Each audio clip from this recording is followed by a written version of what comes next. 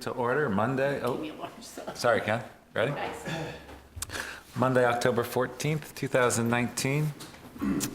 Call the Charlotte Select Board meeting to order. Are there any adjustments to the agenda? No. We're a little constrained on time. We'll try and do some catch up. First agenda item is the construction of the State Park Road path. We did a site visit. You want to maybe take, let's see, 10 minutes and just talk about what we did? Sure.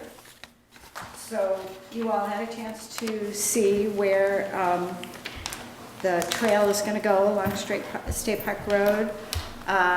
The placement of that trail is pretty much determined by the wetlands permits as to where we can go, and also by easements that have been given, and some properties where there are no easements. So, and we have to stay within the right of way. So that has determined where the trail would go on State Park Road. So you have the trail design, and the other thing that determined some of it was trees. And the tree warden, Dean actually walked it with the tree warden last week? Last week. And I had gone out and shown which trees would come down so that he could take a look at those. He has set a meeting. He said he has a duty to warn so people can talk about the trees that are going to come down. And that meeting is set for October 24th. So people will be able to discuss the trees. I think there are 9 that he counted that would possibly come down. So, so we have spoken with him, and that is all set up. The one other thing that I would like to give to all of you is, as some of you saw on Front Porch Forum, we did a trails survey and asked a lot of questions about trails, which you can read kind of the other general questions. But one of the questions on the survey is, do you think extending the path along State Park Road to Mount Philo would be desirable? And the response is 81% said yes, and 18, I think, percent said no. It's that last one on the back. So, how many responses? Out of how many? Out of 180. I could only do it 3 days because Front Porch Forum, Front Porch Forum doesn't let you continue to do a survey for a long period of time. So they won't let you do it for more than 3 days in a row. I can go back and try it again for a couple days, and then a week later, maybe a couple days, so I could get more results. But for the time that we had, those were the results that we had. 150. 180, I think it was. Does it say? It says 150 Oh, here. 150, okay. That was taken off. Well, maybe there's more. There are more now. There are more now, but they came in after I did that, and I wanted to get it copied for you guys and all. So there are also comments, which I would like to give you, that came with that survey. People have the opportunity to comment on certain questions about the trail. And I think of all the comments, there are some you'll probably find pretty funny, but in general, I would say probably about 90 to 95% of the comments are very, very positive in terms of wanting to see the trail completed on State Park Road, and specifically, but then also in general to see the trail completed sooner rather than later. So I'm sure there are probably questions and comments that people want to have.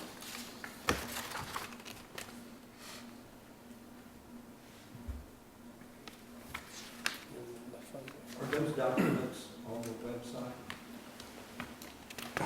I don't.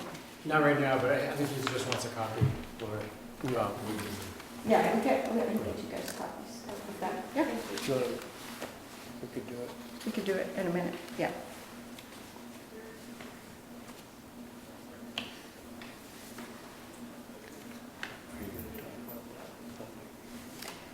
So, yeah, so, I mean, the reason that we're here right now is to come back and ask specifically for the select board to approve up to $30,000 from our Trails Reserve Fund money to build this State Park Road section of the Town Lake Trail. So that is, I think, what's on the table today. How much is in the reserve fund?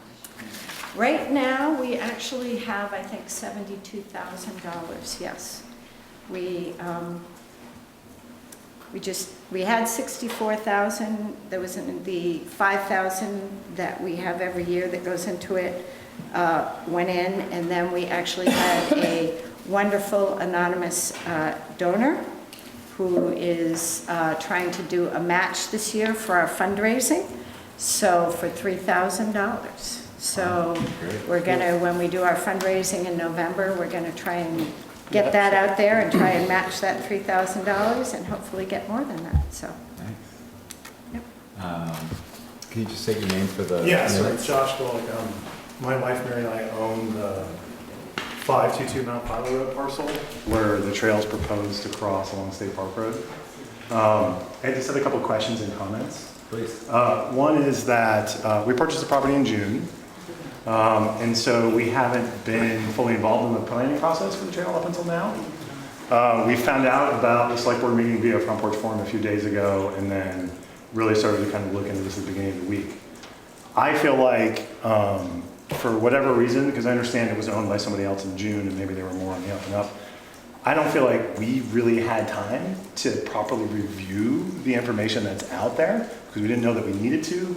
And we were under the assumption that we would be contacted as landowners and prior to these meetings happening, and then we would have more time to review and comment than we were given. I'm not necessarily saying that I'm against the plan. I'm just saying that I feel like I would like a postponement so that I have an opportunity to, as a landowner, review what's going on, given that I hadn't been formally notified via mail. So that's comment one. Two. Sorry to interrupt you. Yeah. What project? The whole corner. Corner of Mount Pilot and State Park. The open field area? Okay, got Yes. it. The former Four Meadows Farm, if you guys are familiar with that. So some of the stuff that's referenced in here as Four Meadows Farm is no longer Four Meadows Farm. It's back to 522 Mount Pilot Road. So we, as is noted here, we have active curb cut permits for the property. One off State Park Road and two off Mount Philo Road. I know that it's acknowledged that there's a driveway there, but I don't have any idea of how you intend to coordinate that driveway with the trail. So that would be one question that I have. Because someone's gonna be driving a car or at least agricultural equipment through there.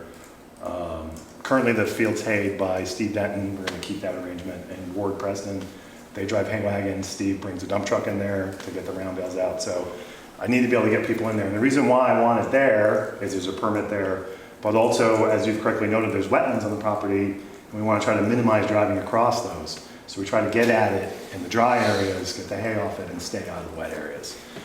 That driveway is going to start going in the next couple of weeks. So that's going to be there. So you'll have to coordinate with whatever. We're going to construct it according to VCAM standard B71, which I think is the town requirements, and my excavator will reach out to Junior and all that good stuff. But so I just wanted to make you aware that that's going to be there. I understand that the intent is to have the whole trail within the right-of-way of the road, but when I look at figure 1.4, I see that in order to do that, you have to construct a new culvert and drainage ditch that appears to be outside the right-of-way line indicated on this plan. And I'm curious, I'm just curious about that. I'm not necessarily against it again, but I feel like that's a potential impact to the property I'd just like to understand before anything gets approved. And thinking about how it's going to actually get built, there's about 1,000 feet of trail on my property, maybe longer. Certainly the actual open space is approximately 1,000 feet. It's about 950 from the corner of Mount Fallon State Park Road to the center line of the proposed driveway. I guess one way to do the trail would be to shut down one lane of State Park Road and work completely from the road. But to me, I imagine there's material storage that has to happen somewhere. And I don't currently have any, I haven't given any permission to have that happen. I'm not saying that can't happen, but I would think. Also, if the trail is 8 feet wide and there's a buffer between the road, I understand the intent is to have it 12 feet, but if it's elevated in any area, it has to have a shoulder that'll be sloped, and those slopes would have to also fall with, they would have to terminate within the right of way. And I understand also there'll have to be culvert extensions. Those culverts will have to extend beyond the width of the trail in order to be functional, and they'll need to have riprap and small head walls or whatever on the end of them, which presumably will also be on my property. Again, I'm not necessarily saying this is a problem, I'm just saying I haven't had any time to review this information. So, because we purchased property in June and just found out about it. So, and our final concern just as landowners is that the area, the field has been sort of owned by somebody down in Maryland or whatever for 40 some odd years. And then was owned by someone in Connecticut for like a year. And I wouldn't say routinely, but I often run across people kind of just walking around out there, either just doing stuff or digging things up or whatever, because it's sort of been the town playground and there's been nobody to actively say like, hey, what are you doing out here? So we do plan to formally post the land and give Steve and Ward and their guys permission to be on the land, and maybe a few people we know to hunt it and whatnot. But we're concerned that if I put a driveway in there, which I want to put in because the permit expires in a year, that we're going to have people parking on our property or wandering off, sort of in our fields after they get hayed. And I don't want that. So I have some questions about if there's an intended fence or stakes or something that's going to go up along the trail to help control that. So anyway, thanks for your time. That's my list of concerns with it, and that's sort of what I wanted to raise. Josh, what was your last name again? Golek, G-O-L-E-K. You guys haven't had a chance to sit with him? No. We haven't. No, it clearly something just fell through the cracks. I think Okay. they thought Susan and even all on the property and they didn't. And All right. so I haven't had a chance to talk. He owned only to the gully, to Kimberbrook. So maybe a joint meeting Yeah. with Josh, the Trails Committee, maybe Junior, to iron out some of the technical, seems like mostly technical details Pretty big ones. Pretty. would address some of Josh's questions and concerns. Yeah, I mean, some of them are, I think, engineering Right. issues that may need some drawings on, or someone with some engineering background, maybe Jim Donovan. Right. The issue of the right of way, the width of trail, and the finished grades has come up on other projects, and the Trails Committee has worked to narrow it in certain areas to be able to accommodate slopes without extending that right of way. So you'd have to address those, I think, case by case on your property where you're seeing those. And I think if there was a meeting and Jim Donovan was there too, I know that a certain part along your property there on the field is planned to go below the road. So there wouldn't be a slope in a sense. It would be sloping into it as opposed It to would away be, it wouldn't go up, so they wouldn't have to put a lot of elevation, they wouldn't have to bring a lot of soil or anything else in there. It would stay kind of where it is now, below the road. So, but Jim would have a better sense. I think it says it on some of the, When is the some of the next, maps that we had, so. when's the next Trails Committee meeting? Not till November, but, we could certainly have a separate meeting to talk about it, I I think. would like to be there, so we could arrange it around some of my time schedule. I think it would be good to have it sooner rather than later, so. Yeah, to be Captain Obvious, you need to. Yeah. Yes. yeah, ASAP. yeah, And I would move that exactly. we table the motion until next meeting. Is that right? Is that a good motion? Thanks. Could I add some comments to that? That may also fit this discussion, or is that, should I save that for? Please, and just state your name for the minutes would be great, Jonathan. Sure, Jonathan Kuchar, I'm the landowner just west of Mr. Goix. And if it's out there, and just, my first question is there a proposed budget for this? I understand the big number, but is there a proposal of how this money is going to be spent? I have a few concerns about things like trail maintenance, since we're talking about carving through a nice, pretty piece of our property, which I'm in full support of, but is there funding for maintenance? And again, this could be already outlined in Trails Committee stuff, and I should attend more meetings, fine, but I'm curious about that. I'm also curious about things like signage when it comes to budgeting. You know, we're talking about putting things, going around things, and there's a logic to signage. And what is that sort of going to look like, and if it hasn't been considered? There's one thing to lay gravel, and I'm reasonably familiar with those costs, but things like signage and maintenance come to mind. And the third piece for me is I'm curious, given the grassroots nature of how this appropriation might be allocated, does that open us landowners to any legal issues, liability issues, in terms of we're not disregarding, we're trying to make, I'm all for the logical approach, but I also have to ask the question, you know, unfortunately, given the litigious nature of life, you know, where does the liability land? And if things are outside of what would be considered reasonable and customary for a commercial operation, do we expose ourselves to liability? I think those are my key pieces as they relate to the budget, and some that relate to internal functions. So again, I'm happy to wait for the answers until the meeting, because I know we're already running late, but those are things that come to mind.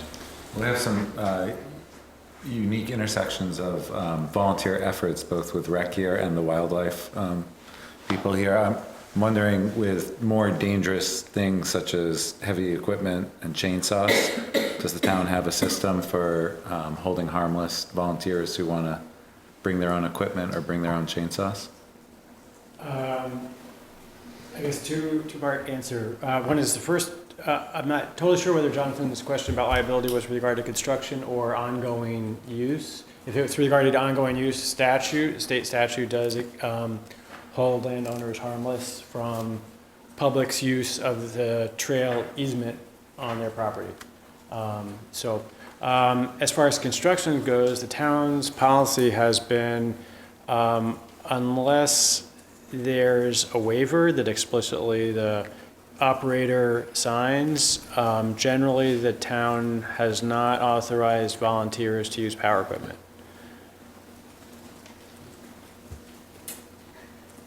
That's interesting to know, because we use power chainsaws all the time on Cliff Lane, on Keys Mountain, when we do. Trees are down or something. Trees are down, and we do our volunteer maintenance, and we use that equipment all. I think there's the correct answer, and then there's the real answer. You know, and that's, I'm all for that. I think echoing some of Josh's comments and just wanting to, I'm realizing as I'm watching that, is there a clause in the town's hold harmless policy that, you know, that we have to adhere to a certain commercial spec of grade and those sorts of things. And if the current volunteer effort needs to take into account that, and what is the cost of getting those sorts of things and the timeline and that sort of thing, and are we asking for enough money to make sure that we're not exposing ourselves as landowners or builders or volunteers to something that, again, personally, I would go with pure common sense route, which we have in place. It looks great, but I would like to understand if there's any concerns by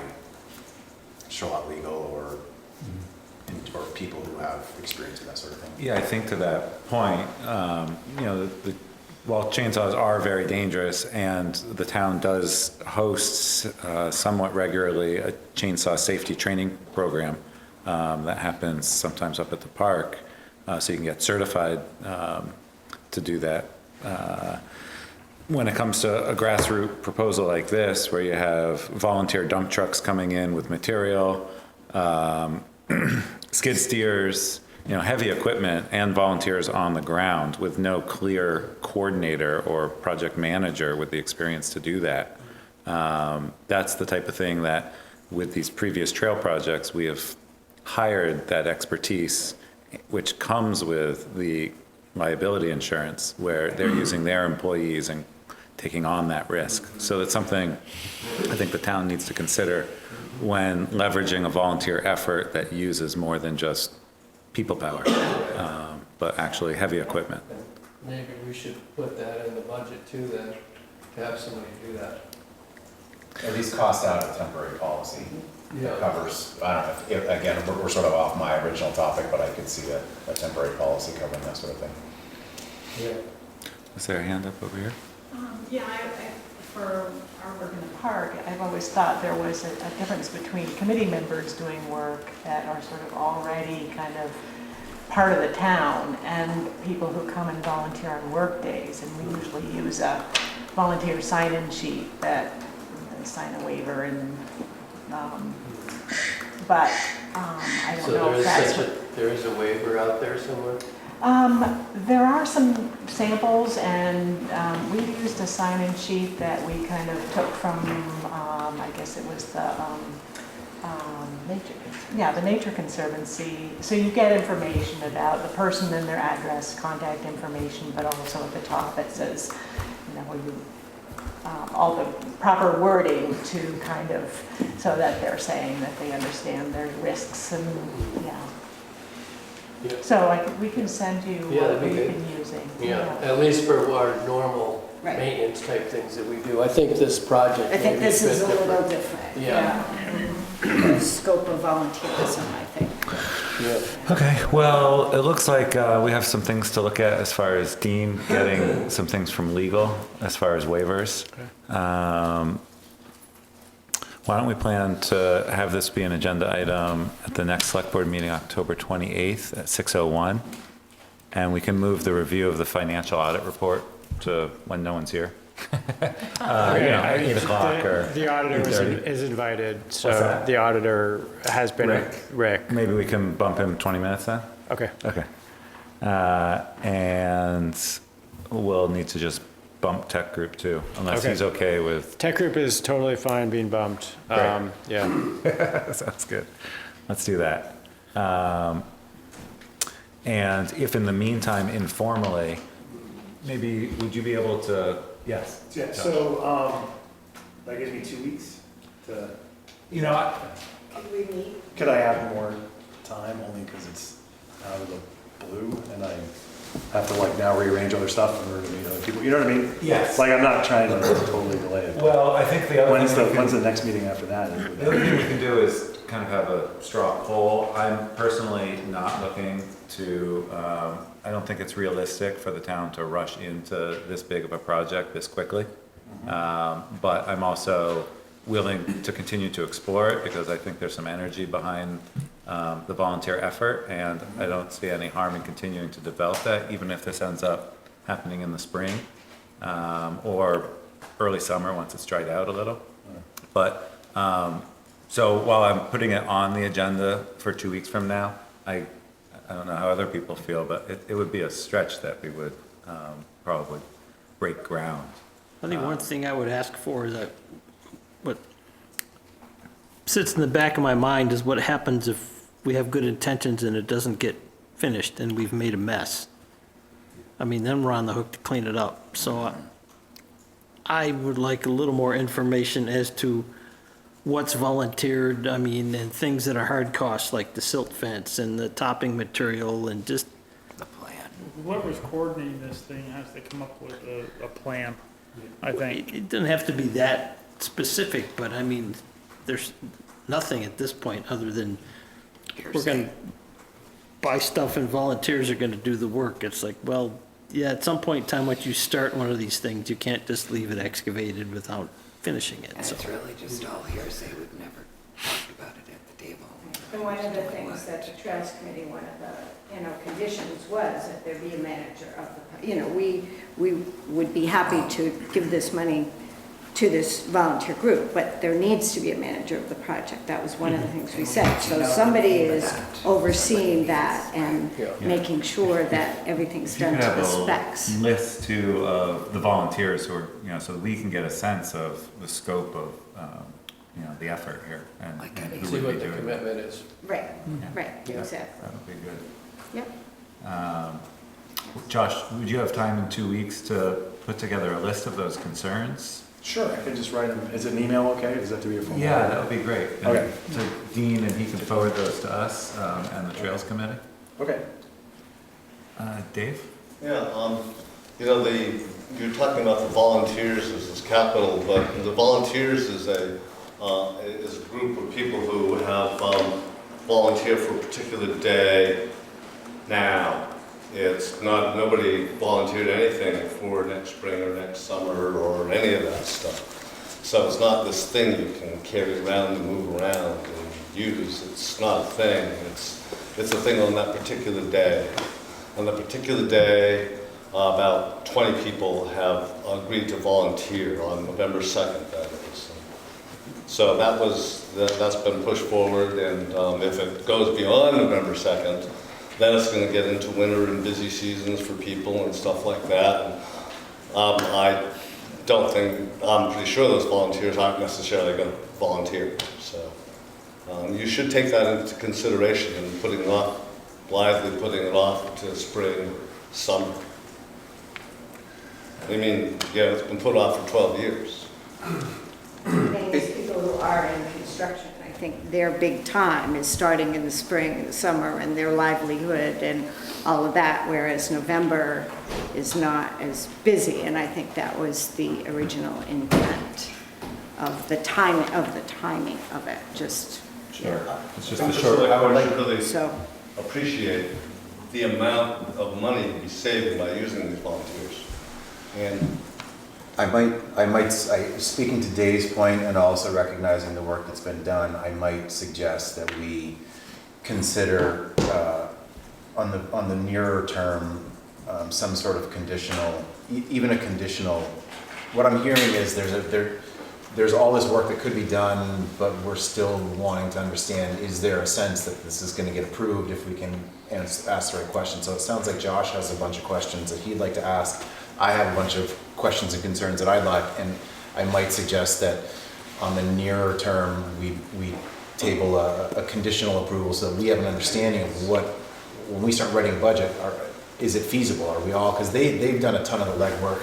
Dave's got volunteers gathered. There's enough momentum here to, I think, get a little better sense of if we're all talking the same language. That's I don't want to spend a ton of time if there are in fact too many pieces that just are going to unravel this that the landowners have as a concern. So I'm looking for some win out of in the very near future to help speak to Dave's point to keep the motion moving forward. and we do have a budget that we had put in with our grant last year for the cost of materials, the actual materials, the 20 truckloads of the larger stone, the 20 truckloads of Sherpa. It's all written down and the costs are with it. So that piece has been taken care of and done. And Although that we talked about last meeting when you came for the budget review process and brought this to our attention for the first time last meeting, that triggers a bidding process because it's more than $5,000 worth of materials that the town needs to purchase, which requires an RFP to go out with a warning to the public. So it can be done fairly as far as where we source that material. So that, there are some hurdles that I don't feel comfortable skipping, all of them, but I think we can be looking at them one by one, and if we don't make the mark in November, see what can be used effectively with people's time who have committed to this November. And there's next November too, that we could, someone could redo this. But to break ground on 1,000 feet of trail with very little spec is a pretty big project to put together in a 4-week period for the town. 2,700 feet. Right. So, Right. to my point, Yeah. I don't want to rush this and then, have a whole host of issues on the tail side of the project that could have been prevented with better planning.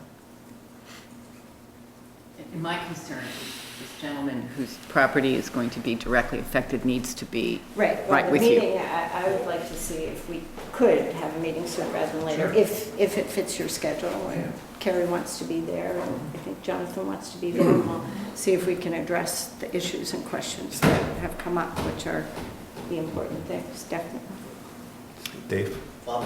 If the landowners are finding issues that haven't been resolved, that still leaves a bunch of the trail that we could do. And I sincerely feel that we should attempt and do as much as we can on November 2nd. So we start this project after all these long years. We start this project. And we do, if there are trees that we can't cut down, we should go around those trees. If there are obstacles in the way, we should go around those obstacles. We shouldn't just give up and talk about next November. Well, I think that's why we're putting on the schedule for October 28th, so we That's can. one of these 4 days between October 28th and November 2nd. How's that gonna work? Well, What's, I'm a little hesitant to just jump into something feet first or head first without a lot of information that could have a significant liability to the town for the sole reason that we have volunteers scheduled on November 2nd. That doesn't, I'm not willing to do that. If we can answer these questions in the next couple of weeks, that's fine. Jim, and then we are running late. I was thinking for that October 28th meeting, if you could bring like a list of who these people are and what people are going to be doing, that would maybe help the select board see who's involved and, The you know, manager of the project. what kind of expertise there is, and, give them some assurance that it's not going to be left half done.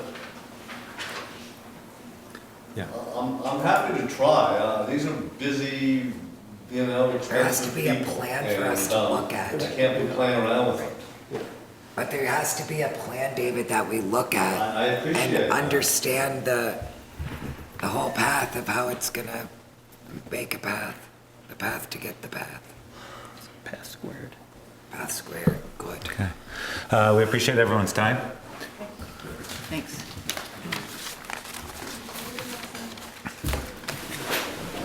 More questions?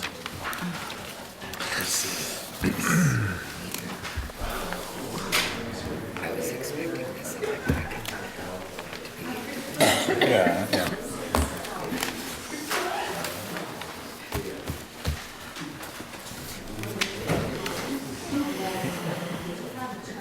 I wanted to ask Mr. Cole.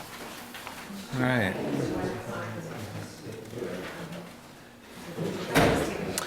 The recreation budgeting process, Dean, you want to?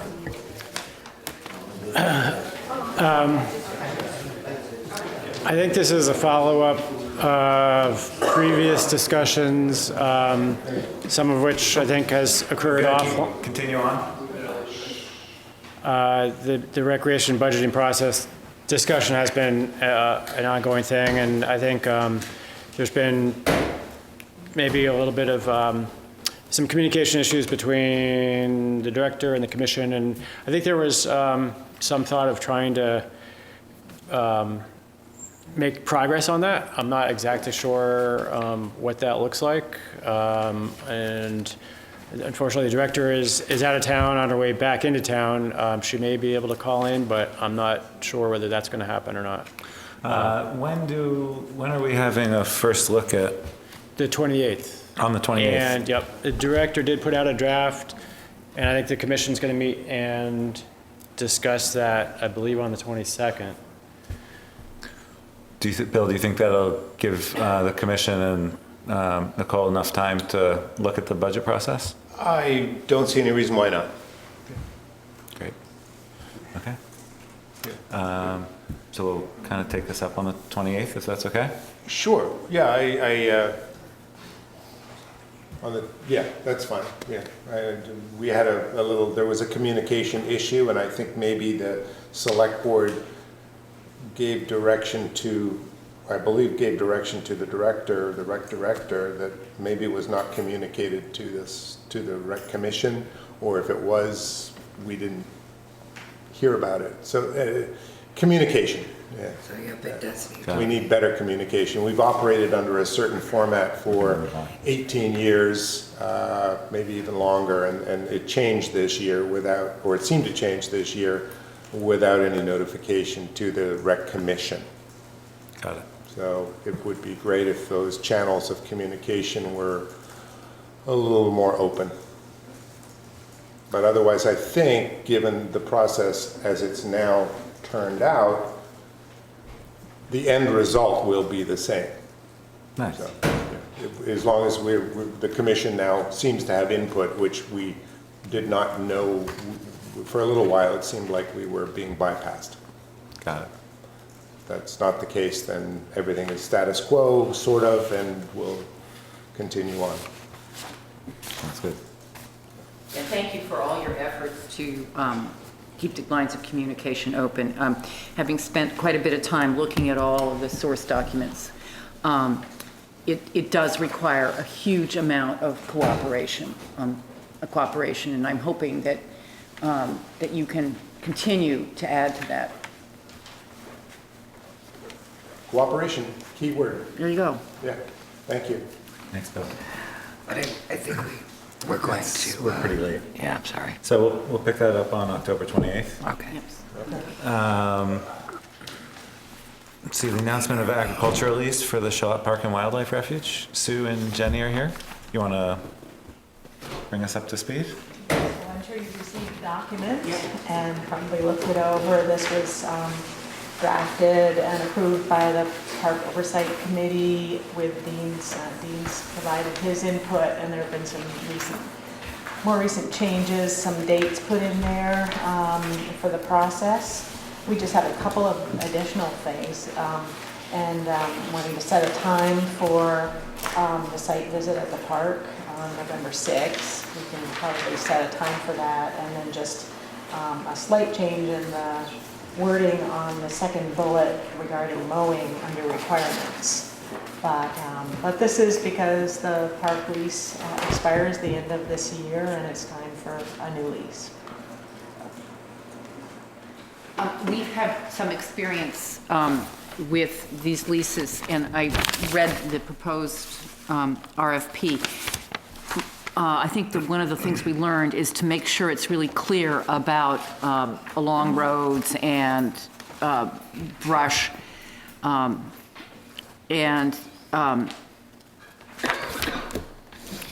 so that, I don't mean to mumble, but whatever, there's been some discussion about pieces of the property not being properly mowed. But I'll leave that to you. Oh, okay, so I'm not sure I know. Well, that's because I'm mumbling. I guess at the town farm, there was some issue about clarity on the RFP and clarity of the contract, so that margins are brush hogged along the roads, and that because either there was not clarity in the document, or the company didn't quite do the right job. So that's my, is that more mumbling, or did that help? I think Lisa's talking about Thompson's Point, the village property.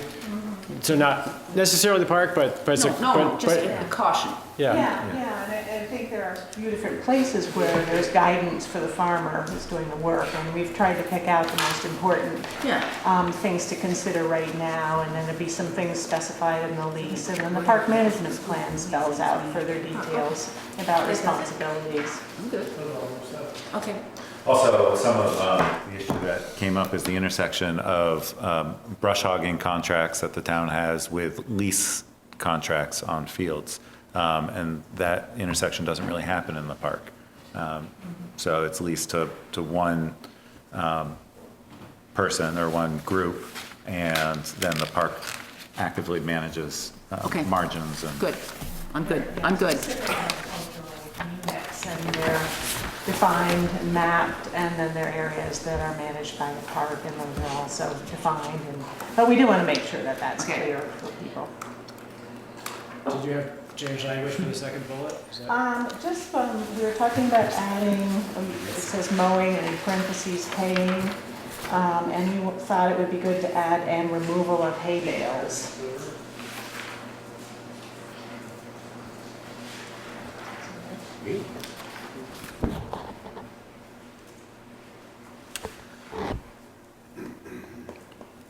So basically, you're saying off-site storage of the hay? Yeah, I mean, Okay. maybe short term is okay, but I think just each year they should be removed from the park.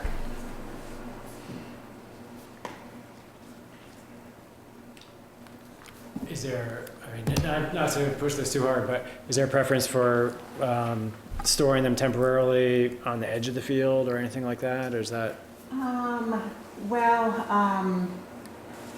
I don't think we've really defined that in our discussions. We recently, and with the current lease, have talked about where to put the bales right now, and have defined a location for the bales that are stored right now. We may have to have further discussion on whether we want to say specifically where they should be put, but we haven't really worked that detail out. But we could. So, if they leave the bales and they want access to them during the winter at speed, it's not always easy to get into the park. We don't plow the park, or it might be wet and muddy and they would tear everything up. So that's what we're trying to prevent, is that kind of thing. It probably works best if they're removed soon. And we haven't always had an issue because sometimes the hay's been chopped and taken right away, and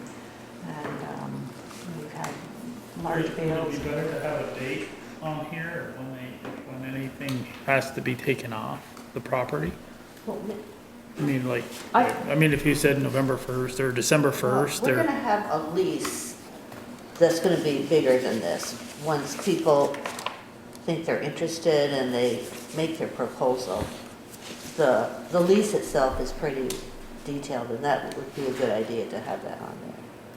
And once we get responses to the request for proposals, we want to be talking with the farmers, and we might be asking questions like, what is their plan for mowing and removal of the hay, and other things too. well, I'm just saying that because, if you're bidding on this, you'd want to know if you were haying the whole property, when all the hay would have to be removed by a certain date. It'd just be a little piece of information that the bidder would know.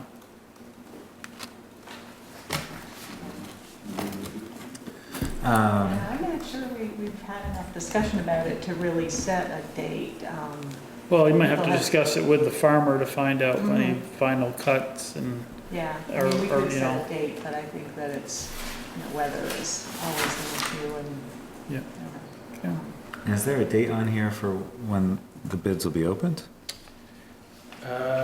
Tentatively November 15th. Okay. Or, no, I'm sorry, that's when they're due by. Right. We usually have it announced on their bid opening will be. Right.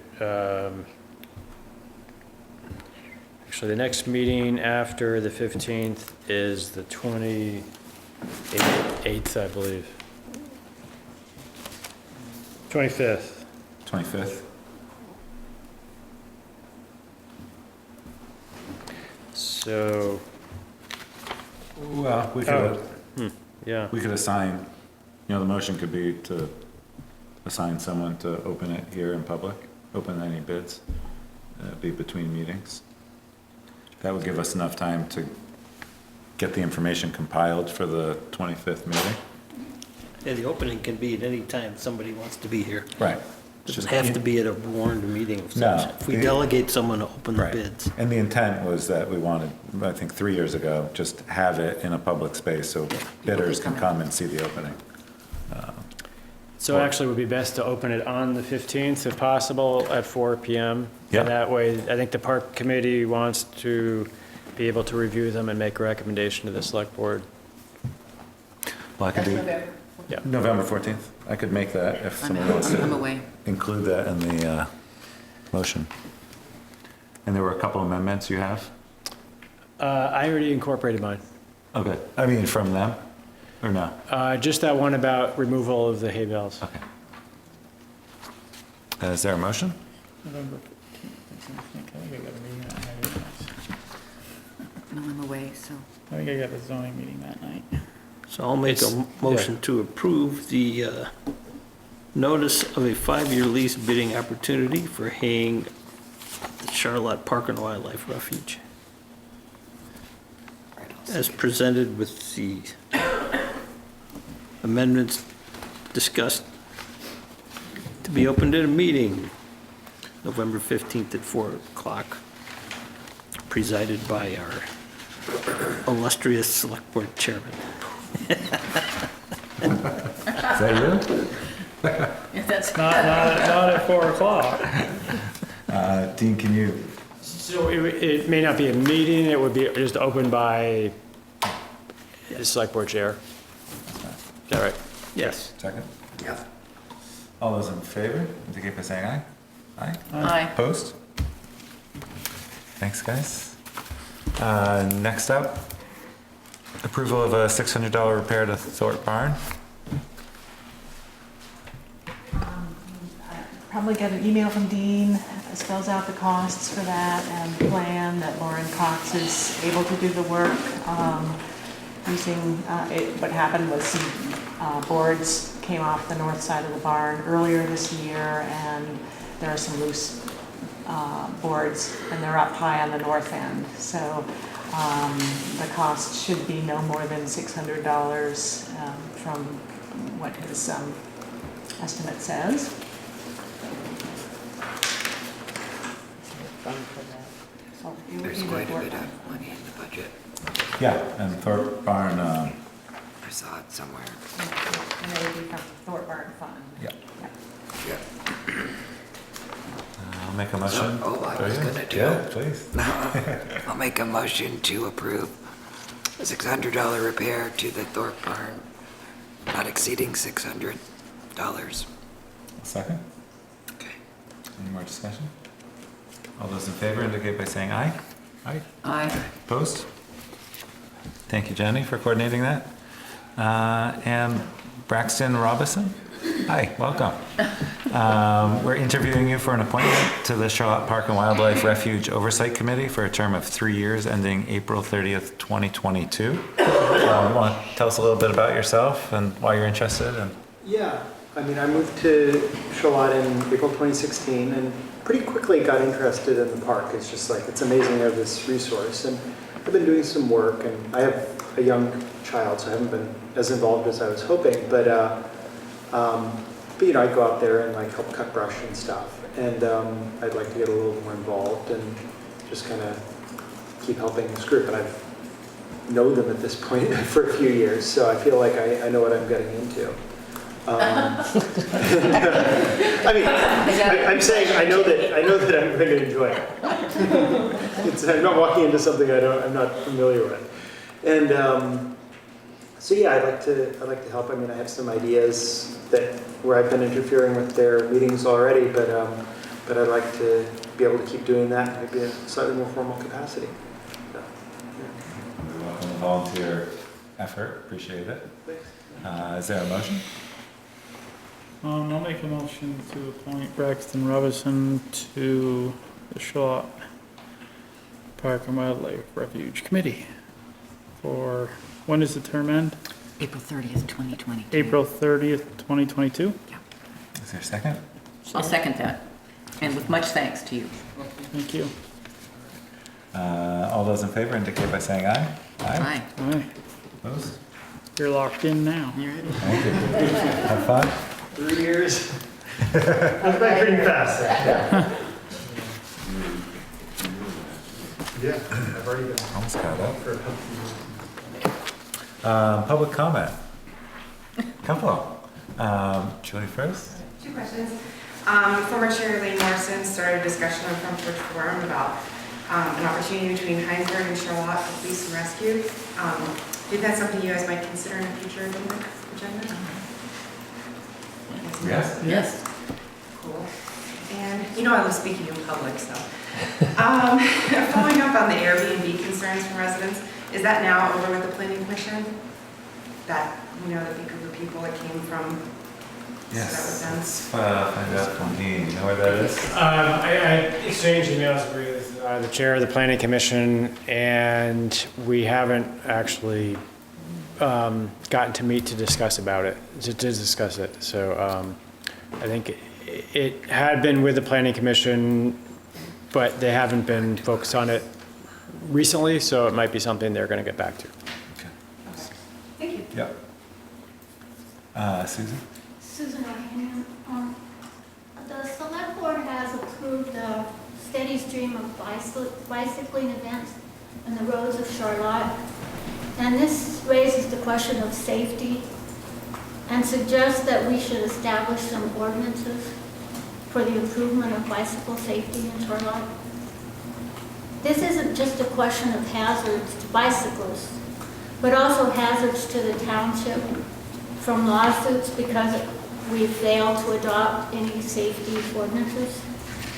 Because we failed to do that, the town is exposing itself to potential liability and lawsuits brought by injured bicyclists. Hans and I did some research on bicycle safety issues on the websites of federal, state, and private organizations, and we came up with a list of 10 hazards that beg for attention. And on October 10th, we delivered our document to the town office with a list of these hazards. And this evening, I'd just like to take a few minutes to get the hazards research into the record. Known probable hazards for bicyclists on roads of the township of Charlotte. 1, helmets are not compulsory in Charlotte, not even for children. 2, rear view mirrors are not compulsory in Charlotte. 3, bright clothing and or flashing rear lights are not compulsory in Charlotte. For nighttime riding, reflective stripes or a triangle on clothing are not required in Charlotte. During biking events in Charlotte, and especially during racing events on selected roads, traffic remains open for cars on both lanes of the road. 6, speed limits and speeds of cars are too high in Charlotte and pose dangers to bicyclists. 7, there are no minimum age limits for children riding bicycles on the roads of Charlotte. 8, self-steering cars are not forbidden in Charlotte. 9, riding a bicycle while under the influence of drugs or alcohol is not forbidden in Charlotte. 10, bicyclists traveling on the roads of Charlotte are not required to carry identity documents and liability insurance. Undoubtedly, there are other issues that could be raised, but we hope that our report on the known probable hazards for cyclists on the roads of Charlotte will get a conversation going and ordinances established. Thank you. You know, some of those I would just need to clarify factually do exist in Charlotte based on state statute. So helmets are required. That means in every municipality those are required. State statute on road safety standards is applied in every town. So on, you know, some of what you read there does exist in Charlotte, but it's true Charlotte doesn't have specific ordinances addressing them. So for just the factual basis, I think it's great that you're bringing this up. Safety is of utmost concern. I think we can look at this on an agenda item and dedicate some time to going through them one by one and vetting which ones are ones that the town has the right to even make an ordinance for. Because if there's a state statute that's existing, the towns don't have the right to trump that state statute. So I think we will pick this up, and I really appreciate you putting it together in such a organized fashion for us. Yes, and I would also have an idea, which is always dangerous on my part, but whether we assign this to the Recreation Commission, because it's going to take quite a bit of research to figure out, as you said, what's preempted by state statute. But that's just an idea. We can pick that up next time. Okay. Vince? I just want to underline what Susan and Hans are saying here. I've done a lot of bicycling in Charlotte, and I have had a number of very close calls, and in this case, it was the motorists who were creating the hazards. So I think that as much as focusing on the cyclists and their responsibilities for doing as much as possible to ensure their own safety, we probably need some kind of public campaign about drivers too. I narrowly averted a head-on collision near Carpenter Road on Spear Street a couple of months ago because somebody coming around a curve going uphill past two bicyclists and came into my lane, and that lane was blind to the person driving that car. And I only missed a head-on collision by virtue of actually going off the road. And as a cyclist, I have just been very aware that drivers seem unwilling to hit the brakes, give us a little leeway, be 30 seconds later at their arrival than they might be otherwise. So I think that the public campaign here has to be both for cyclists and for drivers. Agreed. I came close to, I had to slow down and come to a complete stop on Spear Street the other day because two kids on bicycles decided to stop on the bridge just outside of Shelburne and look over and look at the water, and there was a car coming out of the way, and I was going down the hill with my bus. So I agree, there's got to be education on both ways. Well, Vince, you are the editor-in-chief or the publisher of the Charlotte News. True. So we could do something we could with do that. something. And I think it'd really be great to do something maybe in coordination with other either committees or concerned persons in town. And there may be a number of ways that we can heighten people's level of care, about the dangers that roads pose for cyclists and drivers at the same time. Thank you. Well, Dean will make sure to keep you posted when we have this up for an agenda item. Thank you. Yes? One more thought, I didn't come here for this topic, but I'm from the Energy Committee, and we have people who are interested in cycling as well and transportation issues. So one idea might be to put together an ad hoc group that is focusing on this issue. It might be somebody from Rec, somebody from Energy Committee, it might be Vince and Susan, or who could get together and work maybe with Local Motion that must already have a lot of good ideas about this. So just a thought. I think I agree with Louise. I think to maybe put it to one of the committees and then have anybody else that wants to sit in on their meeting instead of trying to create extra committees. Yeah, I would agree with that. Yes. Are our roads, Junior, wide enough to put in a bike lane? No. Okay. Oh, Dorset Street Extension. There's a good section there that's pretty wide. That's about it. Yes, Braxton. I don't know the details here, but Mike Matochka was telling me that there is state money available to widen the roads or to expand to create a bike lane area. But I don't know the details of that. There's some roads that could be really helpful.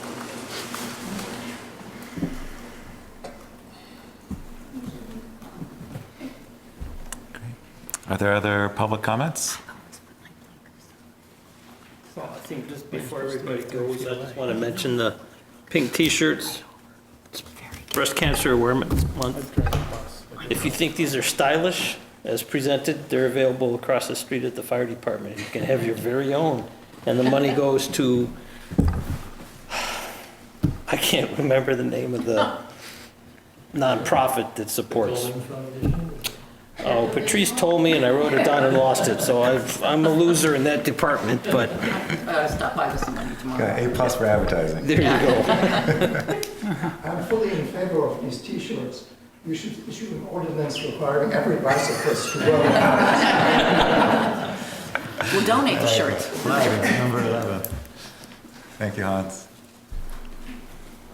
Well, I guess we'll get into the budget review cycle. Vince, you're here with Charlotte News. Come over here. Please. Stuff I'm sure that if you can wear pink, you should, and you guys would. Don't tell us how great I we can't look. wear. So I'm here to just request the annual contribution that you've made for several years now, $500 to support the news. We are a nonprofit newspaper. We've been the voice of the town for 61 years now. And our budget model depends on both sustaining our advertising base, but also our donations base from our readers and other supporters. And you've been part of that. The select board and the town have been part of that donation base for the last couple of years. And I'm here to renew the request. Happy to answer any questions you have about the paper, our funding, whatever.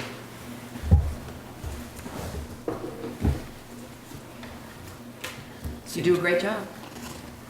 Thank you. Can we try? No.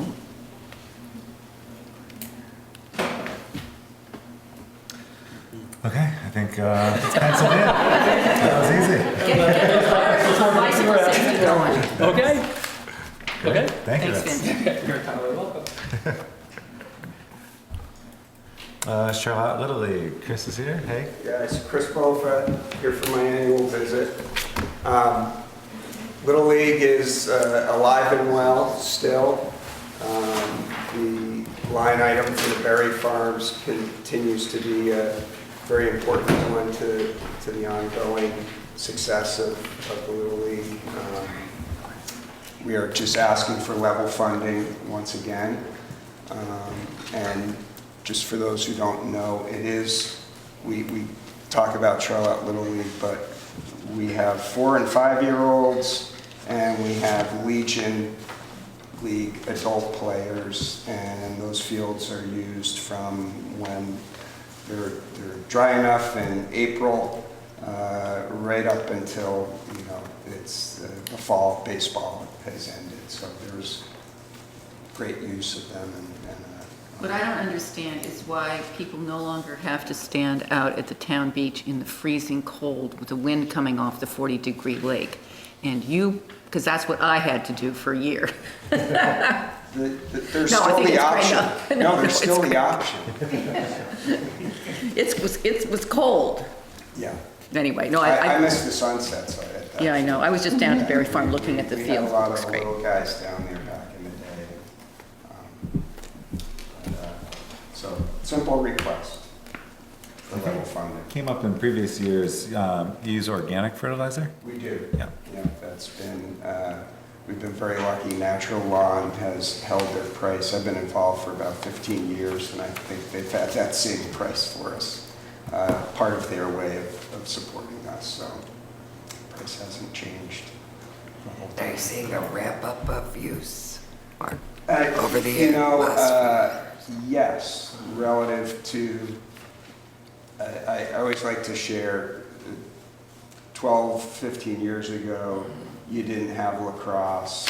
Club soccer was sort of happening, but not the way it is now. So there's a lot more choices for youth athletics.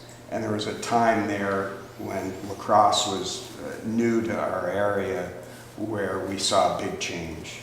And now baseball, quite frankly, has come back, and I think youth spring sports in particular are more evenly participated in. So to say it's come back, yes, but it's certainly not.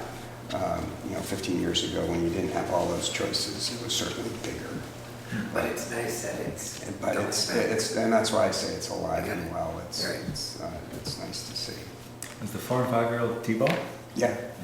Yeah. No, the 4-year-olds get giant bat, so they have the best opportunity.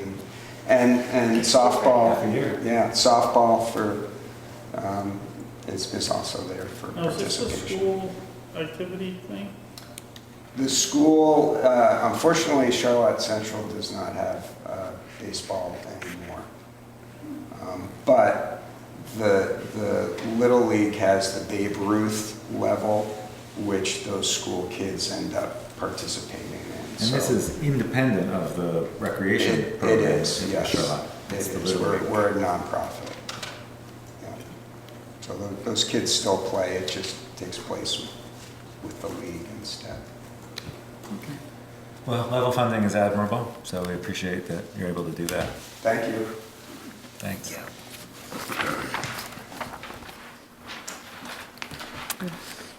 Lewis Creek Association? I'm Kate Kelly. Hey, welcome. Hi, how you doing? Here for Lewis Creek tonight. I think you guys probably have heard spiels before, so I won't go into a whole lot of detail, but we're requesting level funding as well this year, $600 out of the town budget, and then an additional $2,700, which comes out of the Conservation Commission budget. This supports a wide range of our activities here in Charlotte. So we've been involved both with the school this year to do some education regarding stormwater. Hopefully we'll be doing some stormwater implementation practices there at the school campus soon. We've conserved a couple miles of Lewis Creek and tributaries, been involved with the Invasives Collaborative here in Charlotte to plan for, invasives removal here in town. And we're also doing water quality sampling and invasives removal in Town Farm Bay. So that's sort of an ongoing process that's supported by the Conservation Commission's portion of the budget. So we're monitoring 10 water quality sites here in Charlotte about 6 times a year with using, I don't know the exact number of volunteers, but a number of volunteers take those samples up to the state lab in Randolph, and that's part of a state-run and actually, I think it's actually EPA mandated program to sample water quality. And then as well as the invasive plant removal in Town Farm Bay, so in the Thorpe and Kimball Brooks, where they come out into Town Farm Bay, removing frogbit and water chestnut, all with volunteer labor. So if you have any questions, I'm happy to answer them. Or... What's your biggest priority? I guess that's kind of, what is your priority? Our priority in general, I guess I would say probably water quality and looking at, habitat conservation as well.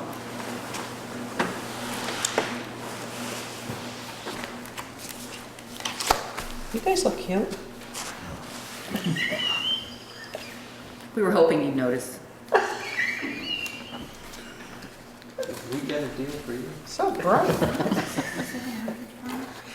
It's from it's here. The town budget, 2,700 from the conservation. It's the second right? page. On the back side of the page. 600, Yep. 27. Oh, look. Calling money. Yeah. Okay. Thank you.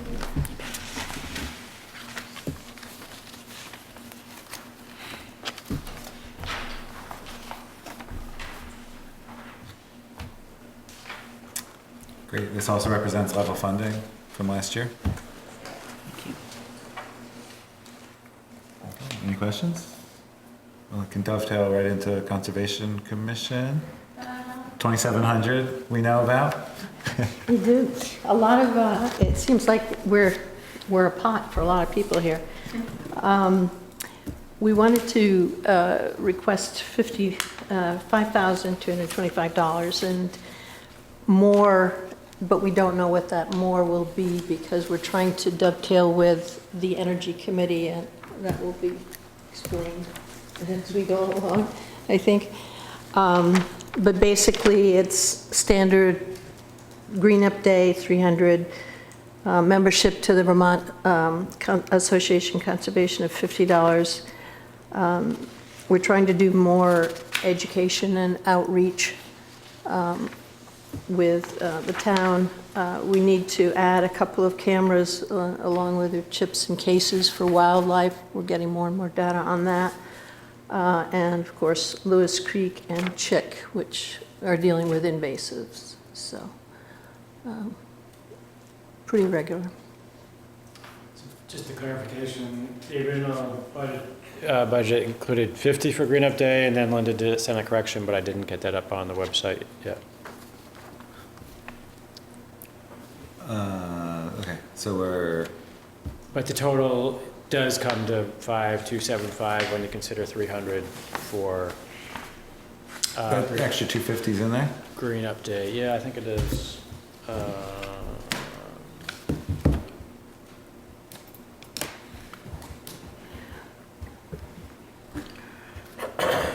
But we will, we will be hopefully able to tell you a little bit more about the energy contributions. And it's related, and Rebecca can correct me if I'm wrong, but I understand it's related to trying to meet the objectives of the town plan and the references to the conservation issues. So we'll get filled in on that at a later date, or? If that's, I don't think it'll be earth-shattering, but Yeah. yeah. It would be, we'll have more clarification when we present our budget. Perfect. Because there are some joint projects that are embedded in the town plan. And so that would be a joint effort. Great. I was wondering, could you explain the Smug Mug membership? That's a new... The what? Smug Mug. It's a site where we can post pictures from the game cameras, so people can enjoy them. And So the wildlife data and equipment is $475. What's that? That's four wildlife cameras. So 4 additional cameras? 4 additional game cameras. We have. How many do you have now? We have 3 now. You have 3 now. And that would add in the chips and the protective cases and the cameras themselves. Wow, prices come down quite a bit. Yeah, I know the it's- safety committee bought 2 and it was like $300 or $400 5 Yeah. years ago. Yeah, we're trying to buy it on the bulk level. Are these still ones with little storage Right, the chips, chips, SD cards, or Mhm. mini SD? Okay. right. Because I know they make ones that automatically upload. Send to- yeah. on cellular networks now. I didn't know if, Yeah. Those are about 300. yeah. Yeah, we probably don't need those right now. And if you get people, are you going to get a waiver before you upload them online? Or? Well, those will never see the light of day. But are they, where are the cameras? Right now, they're actually out on site on Rule. No, but where are they placed? Well, that's what I was going to say. Oh, On sorry. Rule Bauman's property right now, down by the corner of South Greenbush and East Thompson's Point East Road. Thompson Point Road. Do the landowners get notified when these are put on their property? We were blessed in that we put an article in the Charlotte News and got a high number of people who would like to see them on their property. So we're just touching base with each of them as we have time. Cool. Yeah. Come to my house. There you go. Good. That's fun. We've been invaded by a flock of wild turkeys that have decided they're going to move in. They don't know Thanksgiving's coming, so, okay. I heard they're good. You can only take one. I counted 54 in my field the other day. Did Yeah, you that's really? Oh, my. The mapping is increased $500. I mean, last it was $1,000. Last year it says you spent $156 for the You're total talking year. about the mapping Rule has been kind enough with all the resources he has with his computers to give us that this year. So he will add the mapping portion to his contributions. Okay. Yeah, so that's not, right, that won't be there. Yeah. Oh, I was looking at the invasives lines, my bad. That said there was am I reading this right? a budget of $1,000 in 2019, and in 2019, we spent $156. That is, yeah, that's correct. So it's going up $500, even though we only spent 15% of the previous year's budget?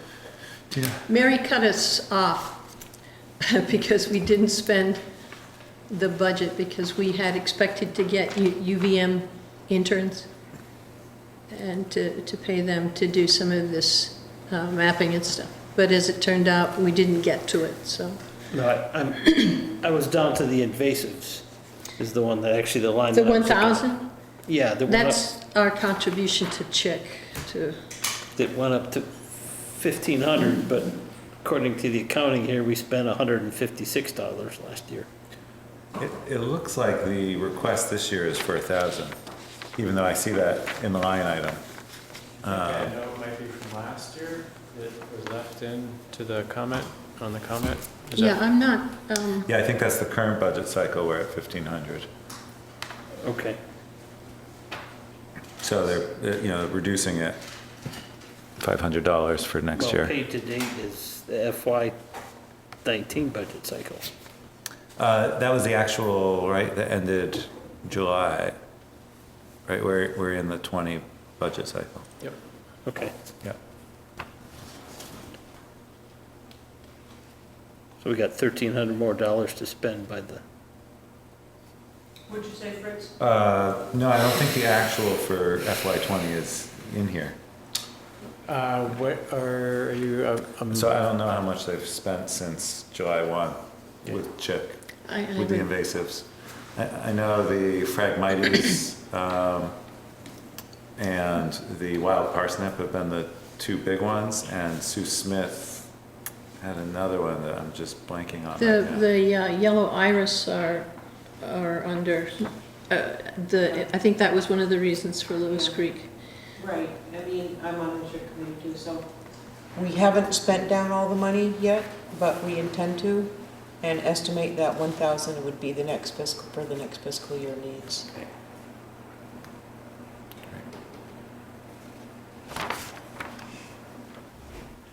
Great, thank you. Thank you. Let's see. 7:40, give them a chance to settle in. wow, good job catching up. Team effort.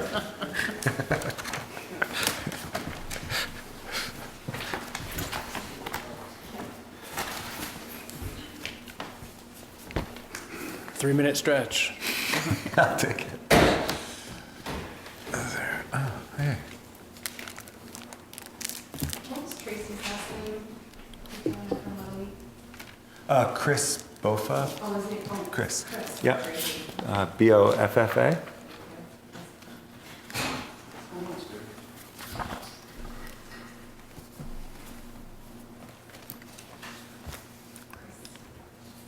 Do you want to wait to 7:40 or? No. I'm ready when you are. Sweet. Welcome. Thanks. How was everybody? Good, you? Oh, can't complain.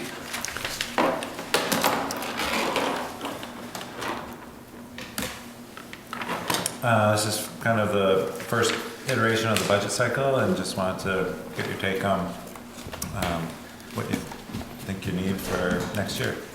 Paul. Halloween lights. Yeah. That's it. Basic. Which has been a huge success. It's Yeah. going on 3 years now, or? Oh, God, how long have we been doing lights? 4, 5? 4. So, yeah, it's a huge success. We've only had a couple of years where people have shut them down, but now we're zip tying them shut so that they can't shut the lights down. But I think it's been a lot safer for the kids. You mean here in the West Village? Yeah. Okay. So, I'm sorry, I'm Josh, by the way. Louise McCarran. Pleasure to meet you. So where we put the lights is just north of the old lantern. Sure. Actually, pretty much just in front of my house at 3130 Greenbush Road. Another set of lights down by Chris Davis's house. Set of lights at the firehouse, and a set of lights up at the intersection of F5 and Greenbush Road. Good. And they're construction lights, so that they use to do all the construction. And it's been a huge success. It's It's been very important for us to have. I don't think any more than that would necessarily do us any good. What do you think, Fritz? Usually they're on Plenty of Halloween. lights. I think there's plenty of lights there, and it highlights the intersections and stuff. I think if there was one other place that I could have a set of lights, it would be on F5, having them facing down the hill, because I still get quite a bit of people who park west of the intersection, Sure. and then walk up the hill, and it's like a black hole down on that side of the road. So that might be another spot that we think about as far as putting some lights up there. It slows the traffic, the ferry traffic down quite considerably when they're coming up the hill, so they can see it, and I'm well illuminated in the intersection. So other than that, it's all Pretty you. obvious that something's going on. Yeah. Hard to miss. Very hard to miss. Where do you rent them from? We get them from Essex Rental. Essex Rental. Essex Rental, it's what? $800. $800 for the 4. Somebody offloads them at the fire station? Yeah, usually it's Fritz. They come in, depending on when Halloween falls. If it falls on a weekend, then we've got them for, it seems like a couple of days, but they'll deliver them usually day of and pick them up the next day. Between the fire department and myself, we put them out. Fire department still lines F5 with the cones, so we've got a safety corridor up F5, but there haven't been any issues to date with close calls with kids and stuff like that. So I also see, it's been a couple of years of having your salary at 0. Is that something that you're still comfortable with? Do you want money in there I'm for? not doing enough Yep. to warrant that, not to mention the fact that I feel like I need to give back a little bit. So, I don't mind doing the tractor parade. I don't mind being at town meeting. Right, elections. I love being here for Halloween. I've got enough seniority at the police department that I can usually get Halloween off so I can be in the intersection. My kids are old enough now that they don't, they're not bummed that dad's not taking them trick-or-treating, but they see me out anyways, so. Well, I would actually like to raise something with you, and this goes along with whether there should be more money in the budget for you. One of the issues that we have discussed is the use of the town beach for parties or for private events, and whether or not it makes sense, and I'm just throwing this out, I don't have it makes sense to basically hire you as the constable to, if we decide to do more weddings there, which we have not decided, whether to hire the constable to check on the weddings. Oh, as far as like Closing, just kind of take a look. We haven't gotten there yet because that is in the rec commission's plate, right? Yep. Dean? About whether or not that's a good thing. We had one last year, but whether to allow that to continue and what kind of security. Yeah, it would probably take, this is the time to look at it because this is a year and a half out. Yeah. But it's probably My by thought on next that summer. is that I work nights up at Shelburne PD. Oh, okay. As a full-time police officer Yeah. from 3 Ps to 3 As. Yeah. And it would totally depend on what day the wedding fell, if my availability was there to go down and do it. To be quite honest with you, I think that it should fall under the rec department's purview to go and check on things. And if things aren't right, then they need to use the right resources to make the complaints about what's going on. The other aspect to that is that, and it's when I say this, it's not a slam on the town, but when I got into the constable stuff, there was a thought that I was going to be able to do a lot more. But as things kind of progressed, and the realization was that I don't have the equipment, the town's not supplying me with a vehicle, I don't want to have to beat my truck up, to go to potentially have to arrest somebody or to transport somebody or to chase speeders down and stuff like that.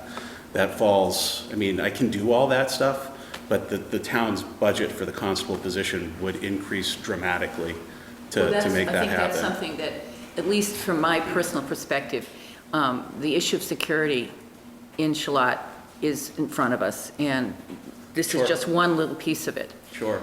Constables, historically, or at least over the last 10, 15, 20 years have become less and less the primary law enforcement response, persons responsible for the law enforcement in towns and villages. And it has fallen more on the organized police departments to take that up because they've got the manpower, they've got the equipment, they've got the budgets. State police, I see them down here a lot. I know a lot of the troopers that are down here, and they're making, their presence well known. I don't know how well they're making their presence elsewhere. I can't speak to that. I can only speak to it in my neck of the woods down here. So, I think that there will come a time where the select board will have to make a decision as to whether they want to potentially contract out for other law enforcement, like a 24/7 type of deal versus, state police handling calls in town when they don't, as well as having the contractual time that they have here in the village for speed enforcement and such. So I definitely think that you guys are going to have to take a look at that at some point. Take a look at the numbers, see what's going on with crime and the statistics in Charlotte and where that stuff is kind of headed to. I will say that if you do end up with a full-time department down here, whether it's the state police, you asking for a trooper in town like this, something like they've done in Waterbury, or whether you bring somebody in from Shelburne, whatever, or the sheriff's office, you are going to see a spike in incidents because things will then start to be reported. That spike will decline and it will plateau and you'll settle in. But I think it's more than a 10-minute conversation. And it's definitely a conversation that you need to have with state police as far as looking at numbers and kind of projections as to where those numbers are going. Big thing you got to remember about Charlotte, it's a bedroom community. It's where everyone's home at night in this town. No one's here during the day. So. Well, I did check on this wedding, and I guess it was not well received, right, Dean? Am I checking in on it? Oh, yeah. No, it was not well received, even though I had on a really nice outfit. You should go on this next time. Yeah, I could go like this. I think if it comes to events that people are using, they're responsible for security. Maybe we give them a list of people like Josh or any of your compadres that might want to work a Sheriff's Department. Saturday afternoon wedding for whatever, then that's sorry. fine. I think the conversation is, what are you having the security there for? Are you having them there to just watch your outbuildings? Or are you having to close them down, I think, if they're going too late, if that's, I Well, think. and also, drunks. Well, I would imagine that there are some stipulations that you can put on a wedding that is there. If you don't want alcohol at the beach, it's certainly within your purview to say, hey, you can have your wedding there, you just can't drink. Well, that was really discouraged people having their weddings there. And take care of that. Events for years in California, weddings are generally reasonably well behaved compared to anything else. So if you limit your facility rental to just weddings, you're already getting rid of 90% of the drunks, the kids in the bushes, everything else. Yeah. So. This has been very helpful, thank you. Yeah, no worries. Great. Well, the budget looks great. Should hope so. It's a no-brainer. With that payroll you got, we could give you at least a 200% increase. Yeah, well, that's great. 200% of zero is still zero. So. That's right. Forgot all about that. That's right. So, if you guys don't have any other questions, I'm good. I think I probably handled, over the course of the last year, maybe 4 phone calls for stuff that ultimately just resulted in me going, you're going to need to call the state police, or this is what you might try, but nothing that's really ramped up to anything substantial. So, Well, your service to the town is much appreciated. Thank you. You're definitely an anchor in the community. Thank you. Cowboy Lewis was also, in high school. I look forward to being able to shake his hand at town meeting day and get crushed. You hear the stories about him jumping on horses and over horses? Oh, yeah. Those were great stories. I miss Cowboy. I miss Cowboy. And it's great that you've been, constable, I think, since, and appreciate the continuity there. Appreciate it. Wrestling stories. Oh, yeah. I remember Cowboy when my kids were running the F5 intersection. So, and seeing him at town meeting and the such. So he is missed tremendously. So, thanks, guys. Yeah, Thank you. Take You care. can always fill in as a midwife if you need one. Yeah, that's what I heard. I read about that. Oh, is that him? Oh, wow. Is that you? Yeah. That's impressive. It was one of the scariest things I've ever done in my law enforcement career. Yeah. Because out it pops, and now what? Well, yeah, pretty much. It was, thank God the ambulance, as soon as the baby was born, the ambulance had shown up and they were able to take over, thank God. Thank God. So, Good work. but yeah, thank you. It was a team effort. There was a lot of us there. Take care, guys. Have a good night. Thank you. 7:50. Callie's not here yet. She will be coming.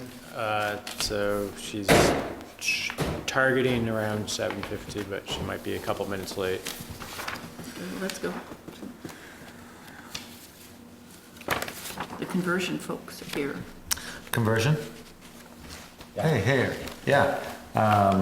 Might as well. Do you think anyone else coming that you know of? Nope. Great. Dean, do you want to? Sure. So as part of the renovations, and that's probably an understatement of what's happening at this property,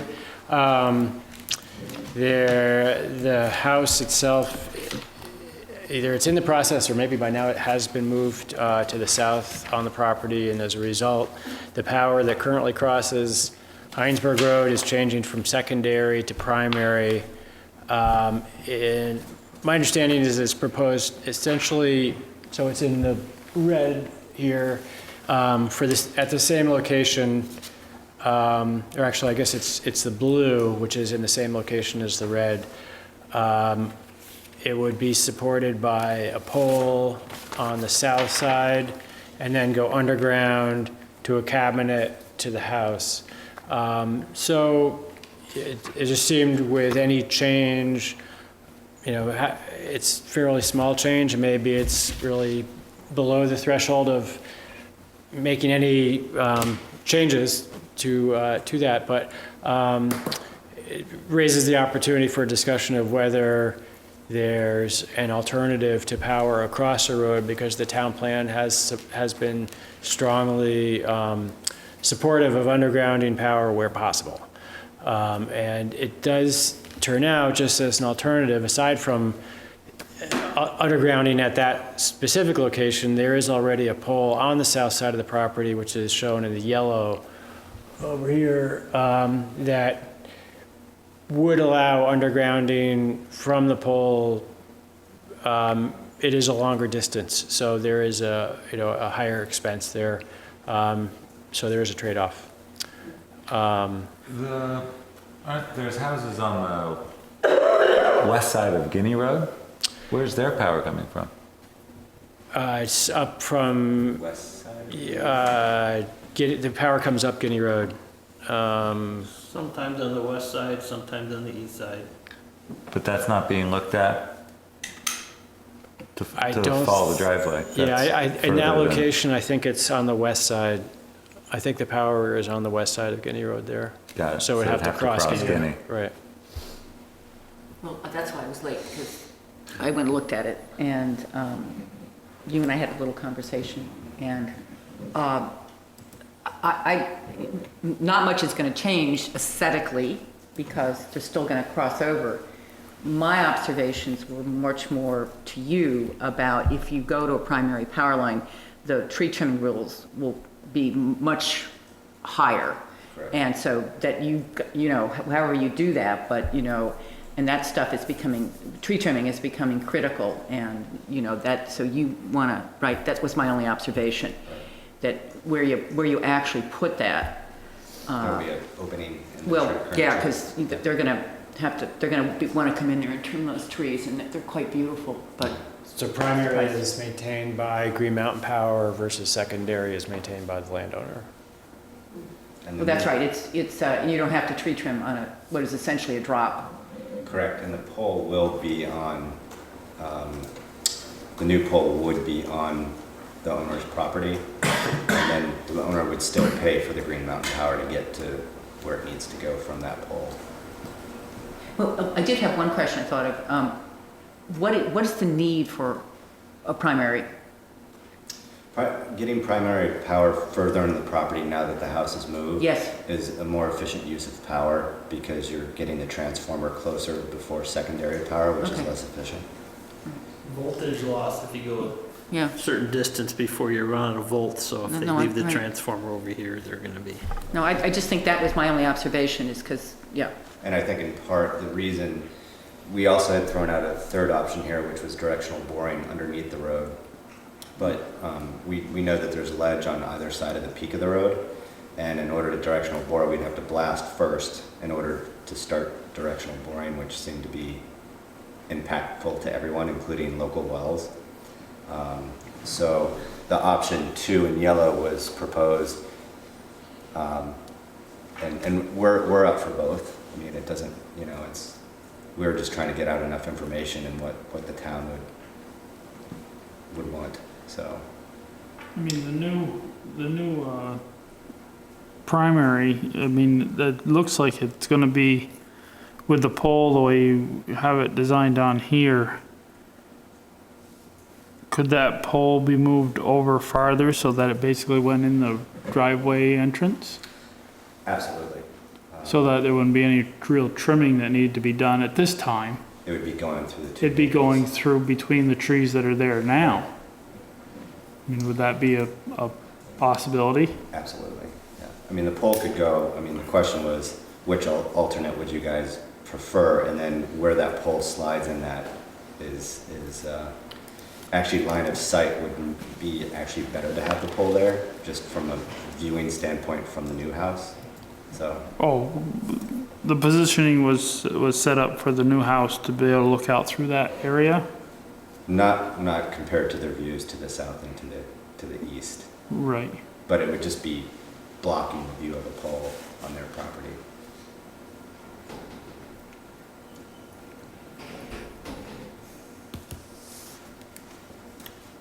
So what is the town's obligation or Well, the action? select board really has jurisdiction over the roadway. It's not really coming before the planning commission because it's not involving a subdivision. The planning commission does look at utilities when a subdivision is being reviewed, and there have been circumstances where it's been a requirement to underground the power and other utilities. In this case, no permits are needed, so it's basically just reviewing what's happening over the roadway. And, select board has jurisdiction over that. And you did say that you were going to raise up the line so that it would be higher on the pole, because that was one kind of concern. It's kind of low across the road, and if you raised it up, that could help. So what would happen being primary, it would raise up a little bit, but more importantly, right now that one pole isn't guide, so that's why you get a droop. So if it's primary, the new pole and the existing pole would be guides so that your run wouldn't droop as much. Okay. And the underground option is much more expensive? Quite a bit. You're gonna have to bore under the road. I know, the underground, the yellow, Oh, which would be coming off of another pole. That's a long run. I mean, the one thing that we sort of kind of like that idea is that there's currently solar trackers that we took out in order to move the house that are going to go back in along with other solar panel alternative issues, which would that would be the new location of the solar. So as far as trenching and conduit and those types of things, it would help out that too. So it's not.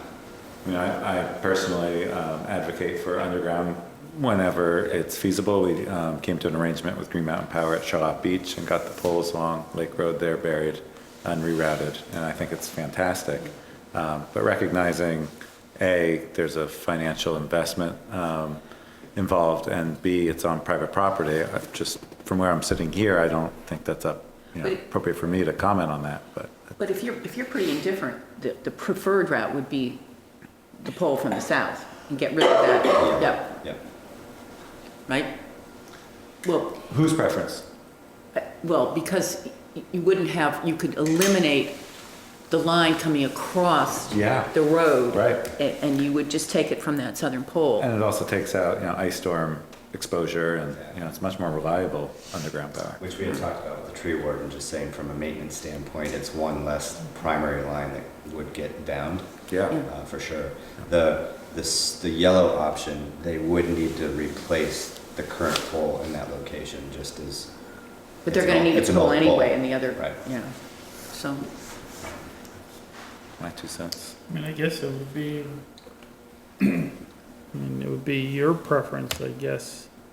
I mean, what is your preference? Could you rate the line colors from 1 to 3 on what your preferences are? I mean, I'd just like to know. Yeah. Yeah, I mean,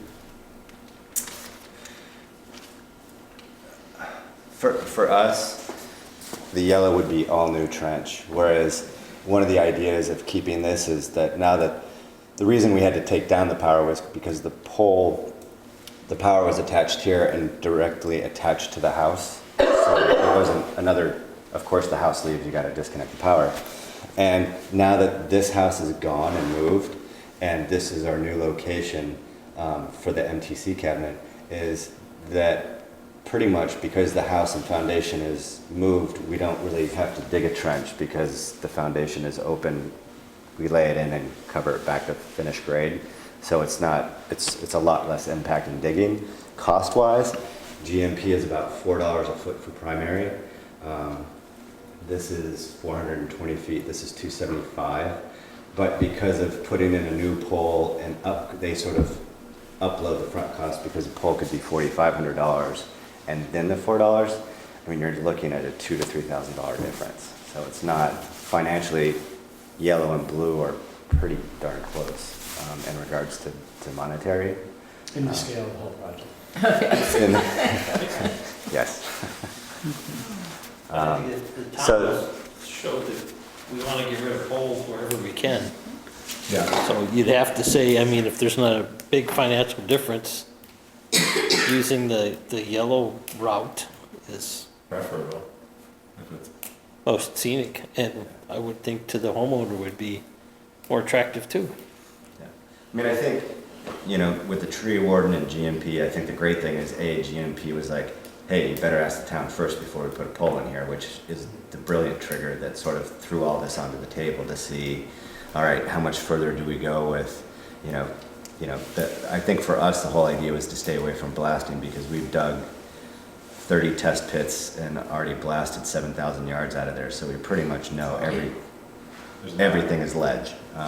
So that was the hope, just to stay away from that, because on top of that, there's still sewer water to deal with. So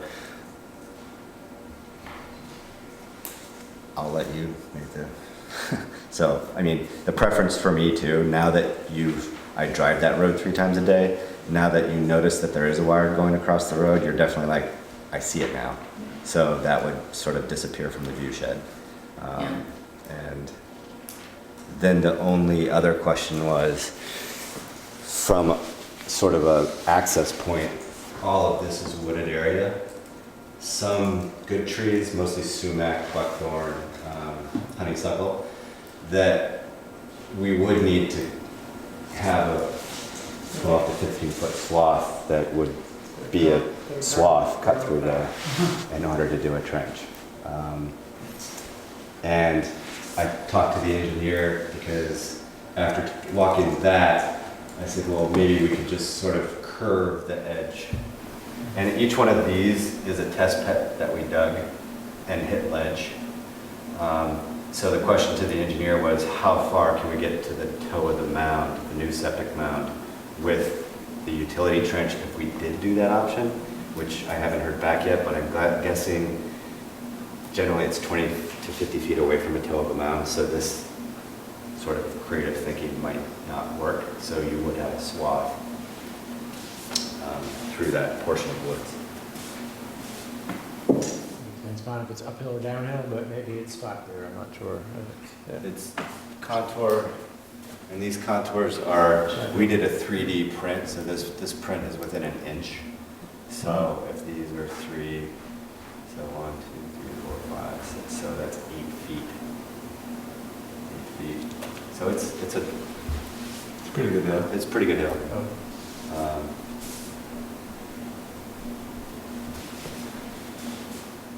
Which then for a while, by digging a trench on that contour, you wouldn't get a lot of water following that trench down to your ditch. It's another.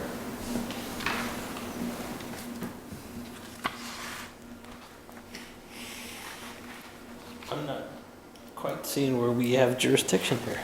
No, I mean, If we're looking for just comment, I'd say bury it. yeah, it seems like clear preference for parties involved, but I don't know that there's any action that the select board can or needs to take. Okay. But it would be nice to get that line off, you know, not coming across the road there. Yeah. Okay. Yeah, I guess the only jurisdiction would be the tree warden with the trees in that are actually within the right of way. In the right of way. And they're not. No. And if there's nothing there that needs to be looked at by the tree warden, I guess if you decided on the yellow option, I guess there's really nothing for the select board to decide on. No. And you get a good sledding hill until it grows back, a couple of years. If you don't brush hog it, should come back pretty Just quick. take the ramp to jump the road. Yeah. So then your preference would be yellow. Eliminate any crossing over the road. Underground. Underground. Yeah. Would be, I guess, the preference. It's kind of from the town plan and seems to be a consistent position. This just isn't in the right of way, so I don't know that there's much that the town can dictate here, yeah. Any jurisdiction over. And, you know, we appreciate you coming in and checking it out, doing this legwork. It's definitely a really interesting project. I look every day I drive by. Should come check it out. It's going to get more interesting. Thank you. All right, thank you. Thanks, Eric. Yeah. Callie is here, our canine control officer. Back to the budget review. Welcome. Thanks for coming. You guys all look fantastic. Yeah, so no changes this year. I apologize for the outfit. I had a Lepto dog at the end of the day and I had to change and didn't have time to go home to get real close. What kind of dog did you have? Leptospirosis is very contagious and I didn't want to bring it in anywhere. Is it protozoa? Yeah. Yeah. Yeah, you can get it. It's like Giardia for dogs? Yeah. So it can be fatal to dogs, so don't want to spread that around, so that's why I'm wearing junk out of my car. Anyway, no changes to the budget, anything like that. I would like to reinstate the yearly VACA membership that lapsed a few years ago. Through it, we get access to training for myself. I think it's just for me. But there are some town benefits as well, and through the town we get a prorated rate, which I believe is 50 versus 100. Dollars? Yeah, per year. So I would like to reinstate that, but otherwise no changes. Okay, so with the current fiscal year, for miscellaneous line item, you're at 900, so you'd want to increase that to 950? Yeah, that'd be great. Okay. Great. You have any questions? No, great job.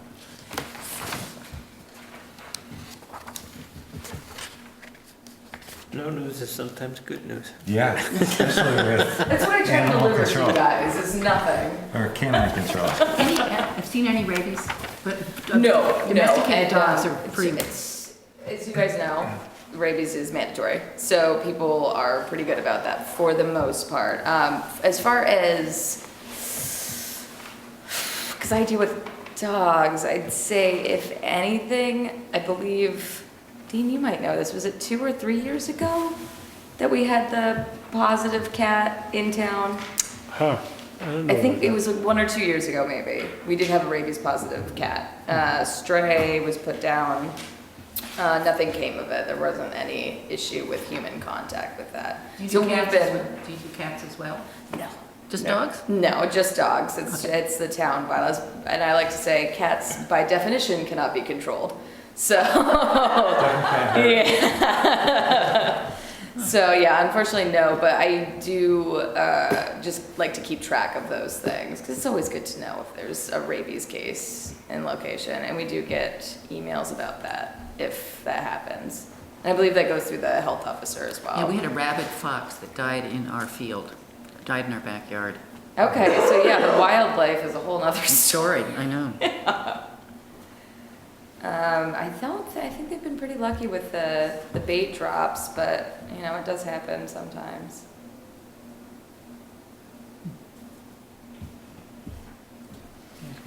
Great. Yeah, Well, that's thank you it, for, guys.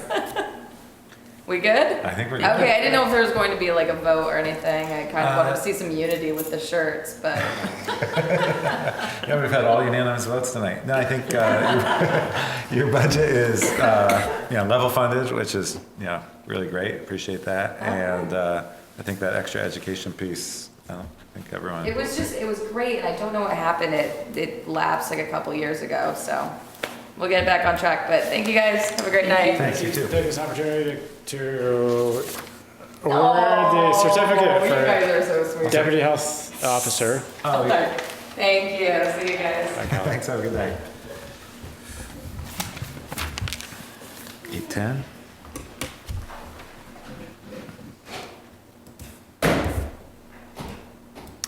Well, this one will be very quick, and then I guess we'll do minutes. Dean, I'm going to enlist your help to procure a hold harmless agreement from legal for the playground equipment. Okay. And we will have that ready to go by next meeting, October 28th. Or we can bring it to Burnett's. And what are we gonna do? Snow's going to fly in November, I can feel it. What are you gonna do with the equipment? So we have a list of people. I was going to do first come, first serve. Once we have a waiver that indemnifies the town of any risk or exposure, and then ask people for a donation based on the first come, first serve requests. If you want, I can put that list together and we can look at that on the 28th. But there's probably 10 or 15 requests and maybe a dozen pieces of equipment. So We're still keeping Matt's slide though to repurpose later. the town slide, yeah. We'll have to find a place for that. What, right here? There's a little ladder that goes up? Oh, they could use it as a chute for the library construction. Yeah, Maybe. we got a beam on either side, we could maybe put it up there. Well, if it's It's a decoration. 12 feet, I don't know if they'll fit across.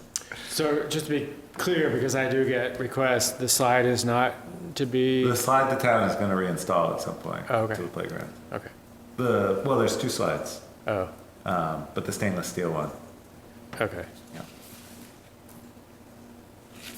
Might be like. Don't have to lift it again. Yeah. That was all there. I didn't do much, I just observed. Do we want to do minutes? That just catapulted us to 8:30.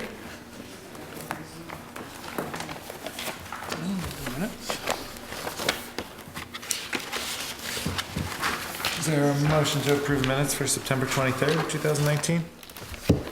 Well, that sounds like a great idea. As may be amended. As may be amended. I had a couple of items. One was on line 113.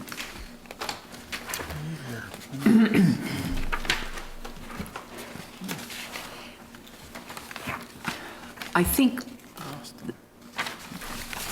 the motion was there was a contingency in there, and I think it had to do with is it a cost benefit, us seeing a cost benefit analysis? Well, I think I'd have to go back to the tape. Yeah. I remember the motion being to allow for the placement of the solar collectors to be sited on the library roof, contingent. It says with a cost analysis, so maybe in there on line 114. I think that putting contingent on the a. true cost analysis and further approval. Issue is because it's a town building, they wanted the town's permission to say, well, if we can figure out how to pay for these, can we put them on your building? Yeah, And we said, yeah, you could do that, but you gotta Come tell us how back you're to gonna us. pay for it. Right. okay.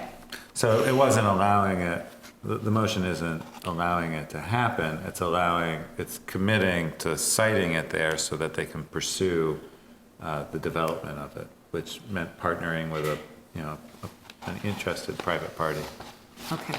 who would gain Part the of tax that was credit. they wanted to put it on there for, in their mind, for an example in educationals. And I don't know why, but I was looking at the whole situation and I was just wondering if they wanted to have it educational, why would they not put some right out here on the lawn and put in different styles to, Wetland can do that. to educate on different styles, for examples. The minutes. I know that, but I was just throwing that out there. So I guess it would be line 114 to cross out with and add contingent upon a cost analysis and RFP to be generated at a later time, as well as final select board approval. That captures it. Okay. Just make sure everyone gets that. Yep. Okay. Thanks, Lynn. My next observation was that there, even though we didn't have any public comment, Sue Smith did talk about the global warming issue, and then when public comment came up, she said, I've already given it. Oh, yes. So I don't know whether we want to put that as, Was that captured earlier in the, when was that? That was with the solar panel discussion, right? I think so. I think it was.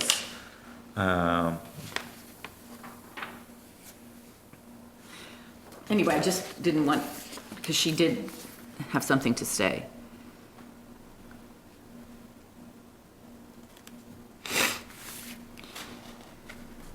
I don't see it in there. No.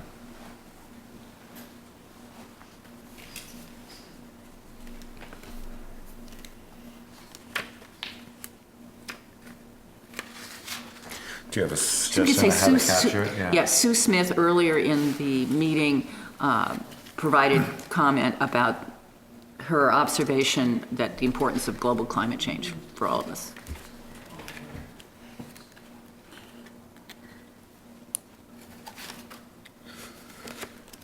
And my last one, was it line 133? Is it, why did I think it was $500, not $5,000? Am I just plain wrong on that? I think it's 5,000. Okay. Right, Dean? Charlotte Land Trust appropriation? It's 5,000. Yeah, I believe it's 5,000. That's fine, that's,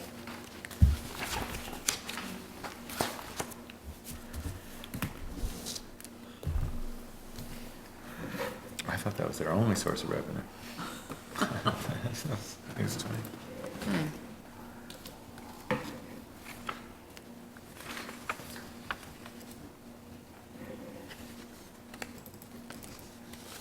Yeah.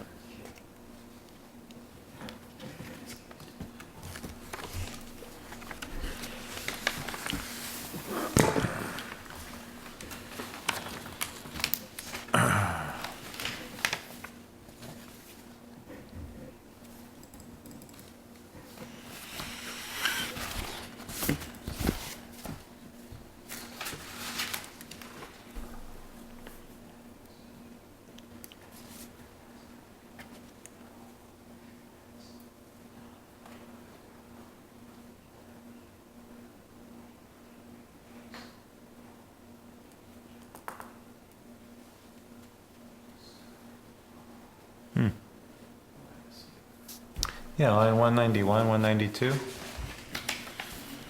Is that your comment, Dean?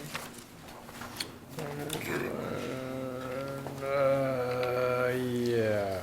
I don't remember executive session. Maybe it was a copy and paste, cut paste, or, from the previous meeting or something. Yeah, I don't think we went into executive session last meeting.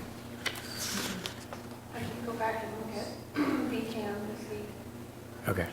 just to double check. That would have been between the brush hogging discussion of the Burns property and Linda Radimer's open space agreement.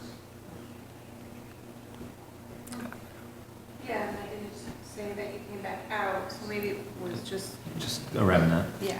Okay. Sorry, guys. No, that's quite right.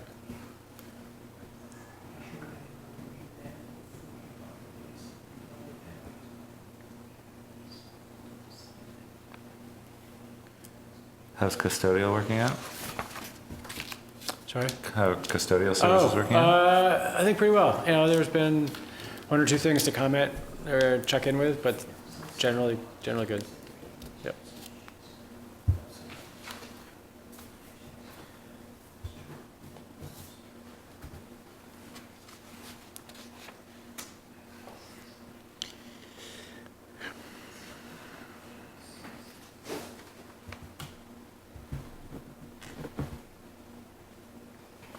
All right. Any other comments? Edits?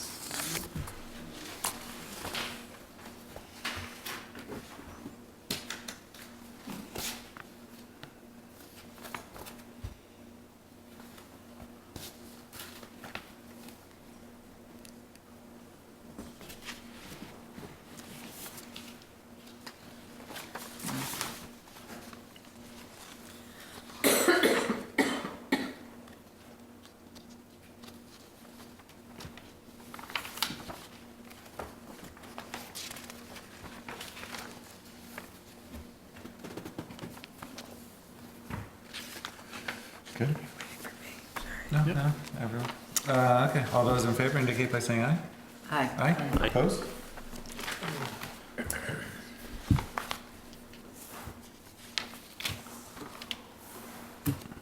Guess we could do the 8:35, authorization to drill well at Thompson's Point.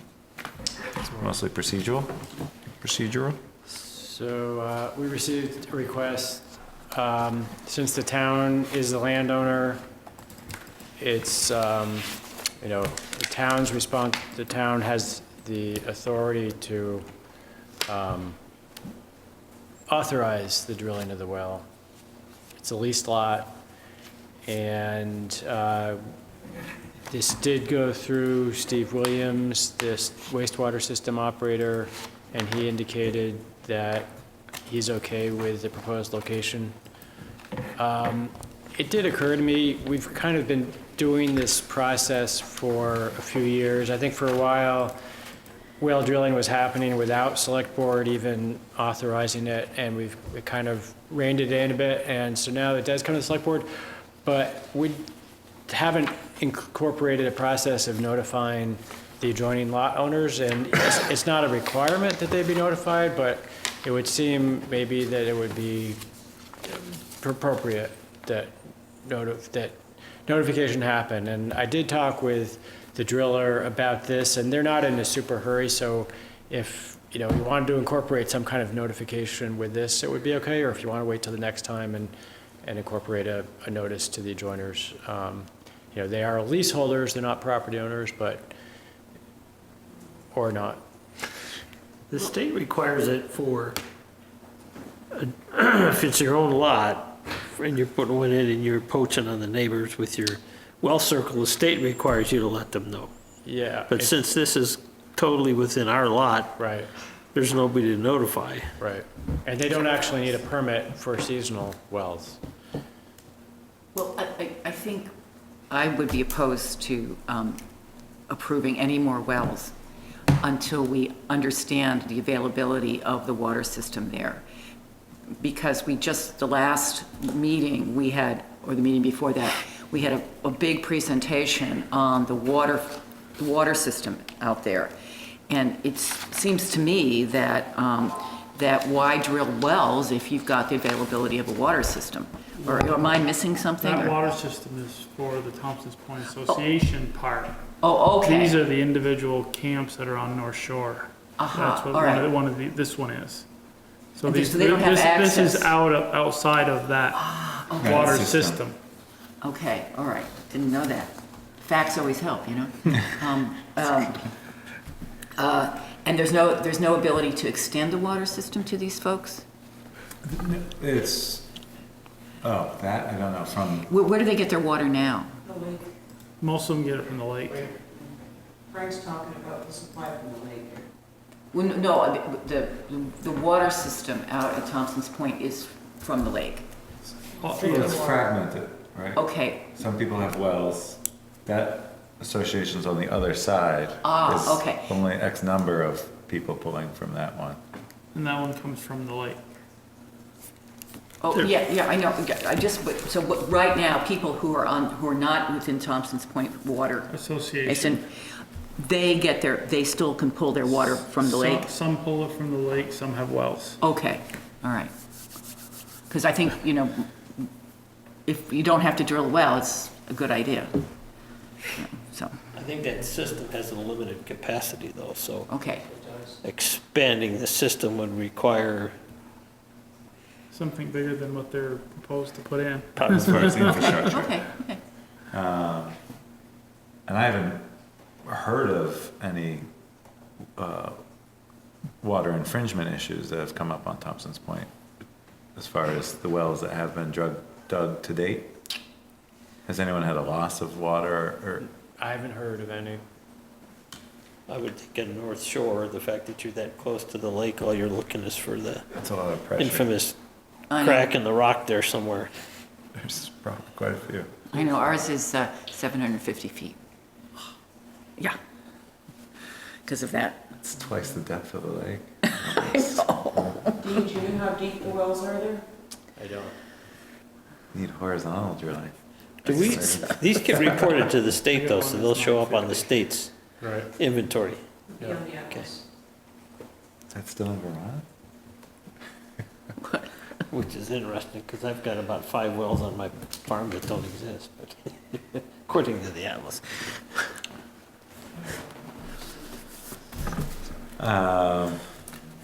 Was there anything different in the lease for lots that have a well on their property and ones that get it from the lake? Nope. Okay. I was just wondering if there was a difference in the lease, if it was mentioned in the lease that there was a drilled well, or if they got their water from the lake. If it changed the value of the property at all? Just It might, but that's question. not, that's. Not calculated in the. Right. In the lease In payment. the lease. Okay. Just a question.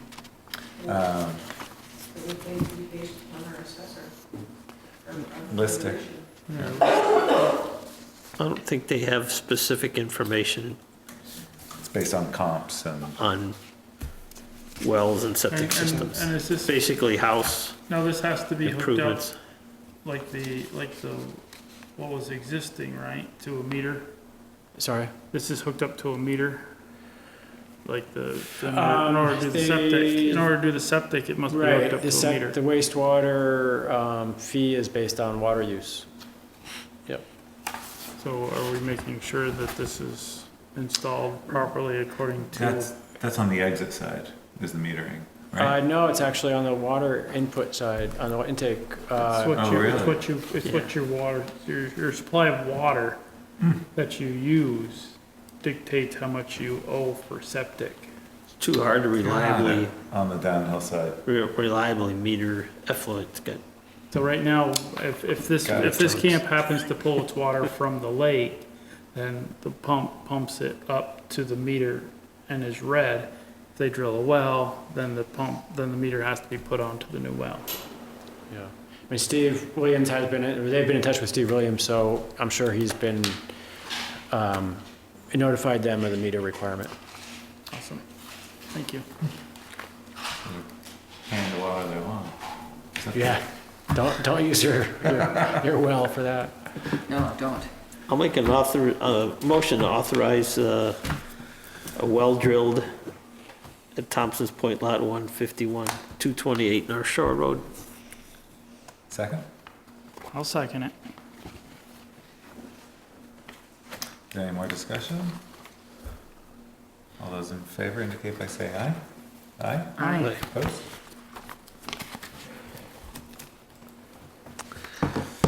I think we're close enough, the 8:30. Dean, do you wanna? Authorize the chair to sign. Oh.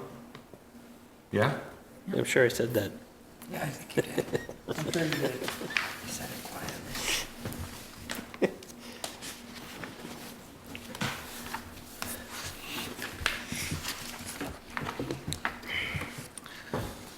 P30 agenda item?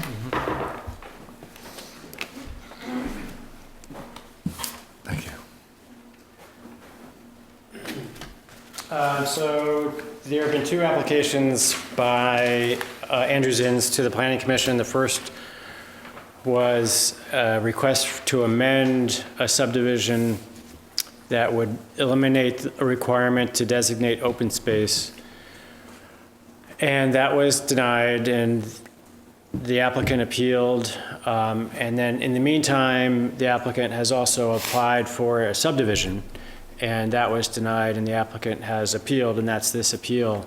So the three items in front of the select board are, one, to authorize the town attorney to enter an appearance, as you have with the previous appeal, to designate a select board member to participate in mediation, because that's the first step in the appeal, is to try to avoid the actual court hearing.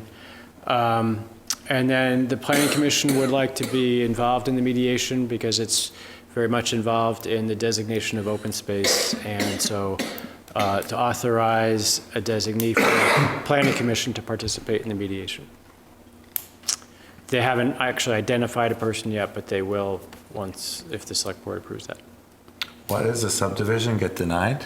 Not enough acreage? They didn't, the applicant didn't propose open space, which was a condition of the previous subdivision, that any future subdivision would require designation of open space. What's the address for this? On Prindle Road, That was Marjorie Major's place. yes, yep. I know where that is. So do we want one motion or three? I think they could be three. I'll start with the first one. Authorize town attorney to make an appearance on the Andrew Zinn's denial of a 2-acre lot subdivision. I'll second that. Any more discussion? All those in favor indicate by so, yes? I just wanted to make a comment while you're in the discussion period.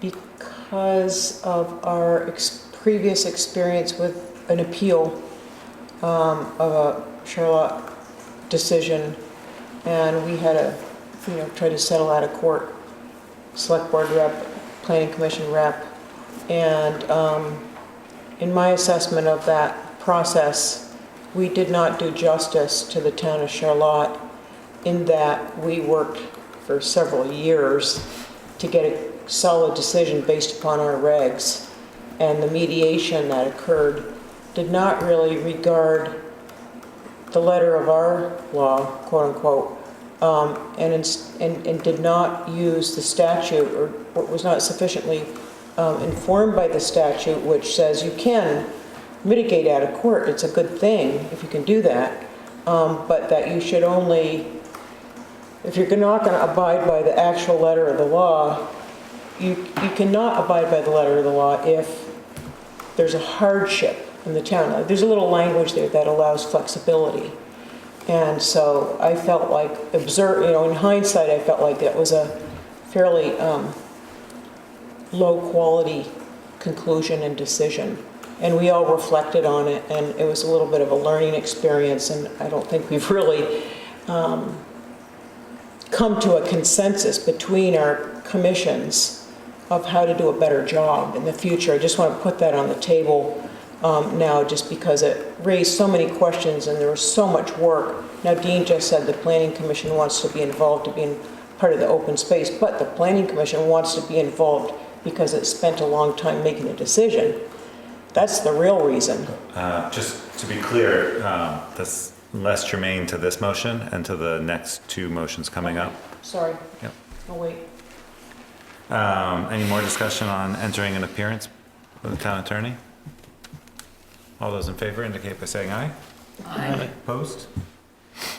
Is there a motion to designate a select board liaison for mediation. Please don't designate me. Who's our liaison to the planning? You? No. That's too big of a job.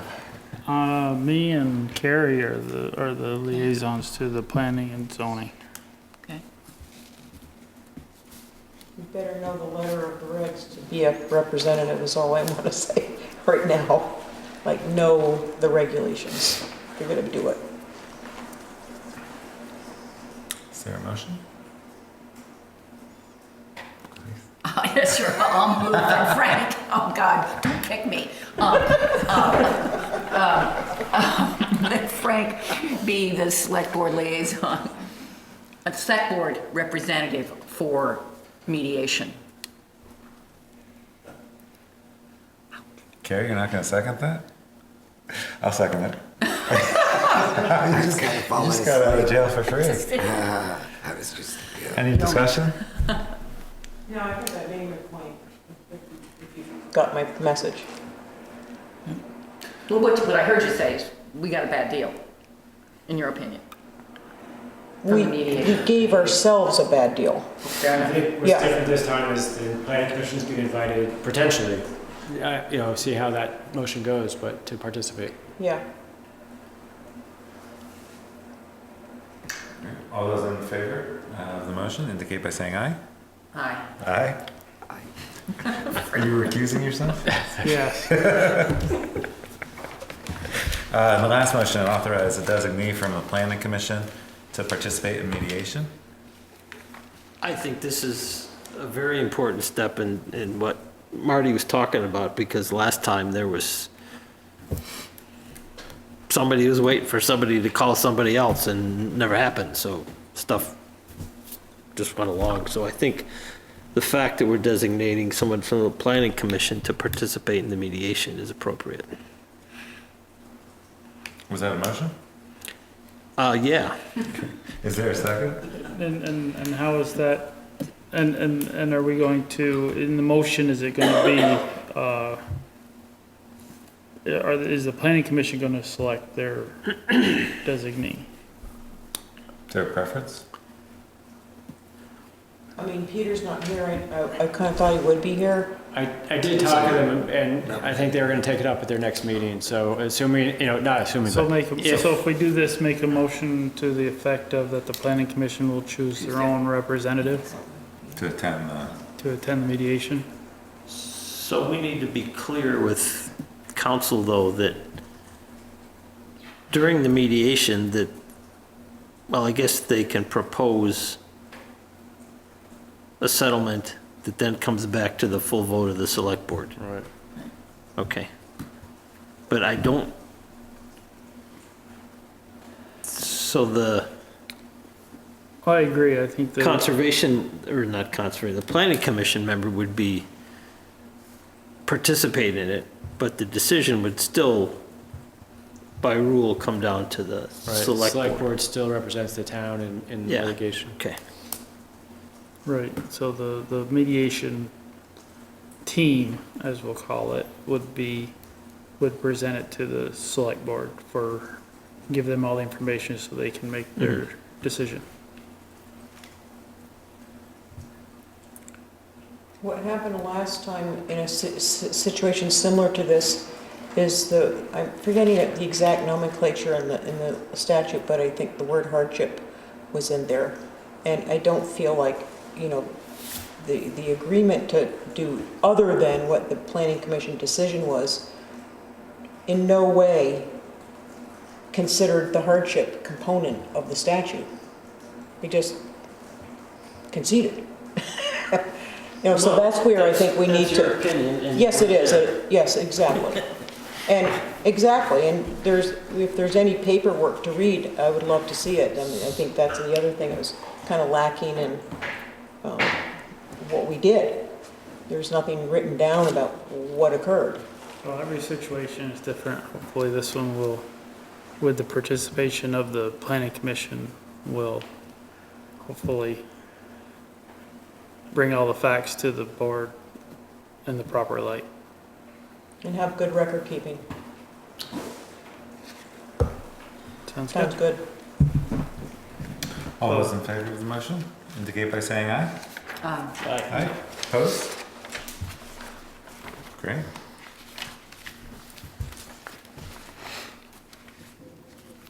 Uh, 840 item, contract with PMP Septic Service, Inc. for maintenance of the town wastewater disposal system at $1,250 for tasks 1 through 5, and the installation of a filter in the fire station septic tank.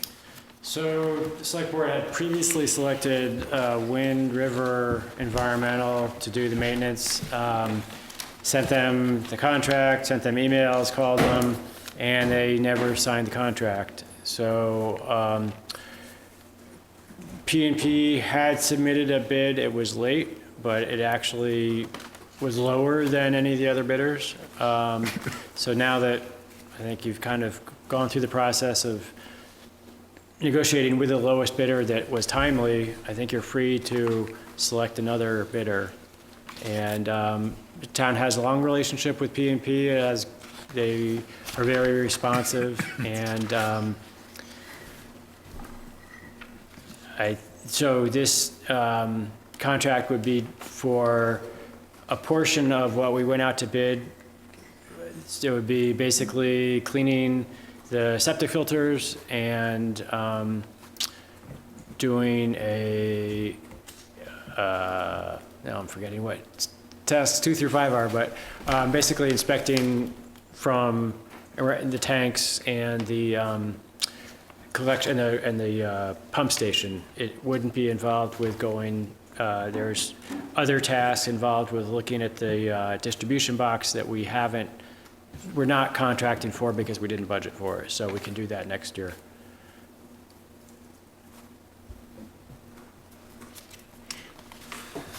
Well, I will move that we approve the contract. I second that. Any more discussion? All those, authorize the chair to sign? Yes. All those in favor indicate by saying aye. Aye. Aye. Opposed? And they actually did a little look around, and they did find, to our surprise, the septic tank at the fire station doesn't have a filter. So they proposed adding one for $225, which, looking at when the other filters were added, is in keeping with that cost. I told Dean, just go ahead and do it. Yeah, I think that was in the motion. Well, no, it's something like that is not something you want to fool around with. No.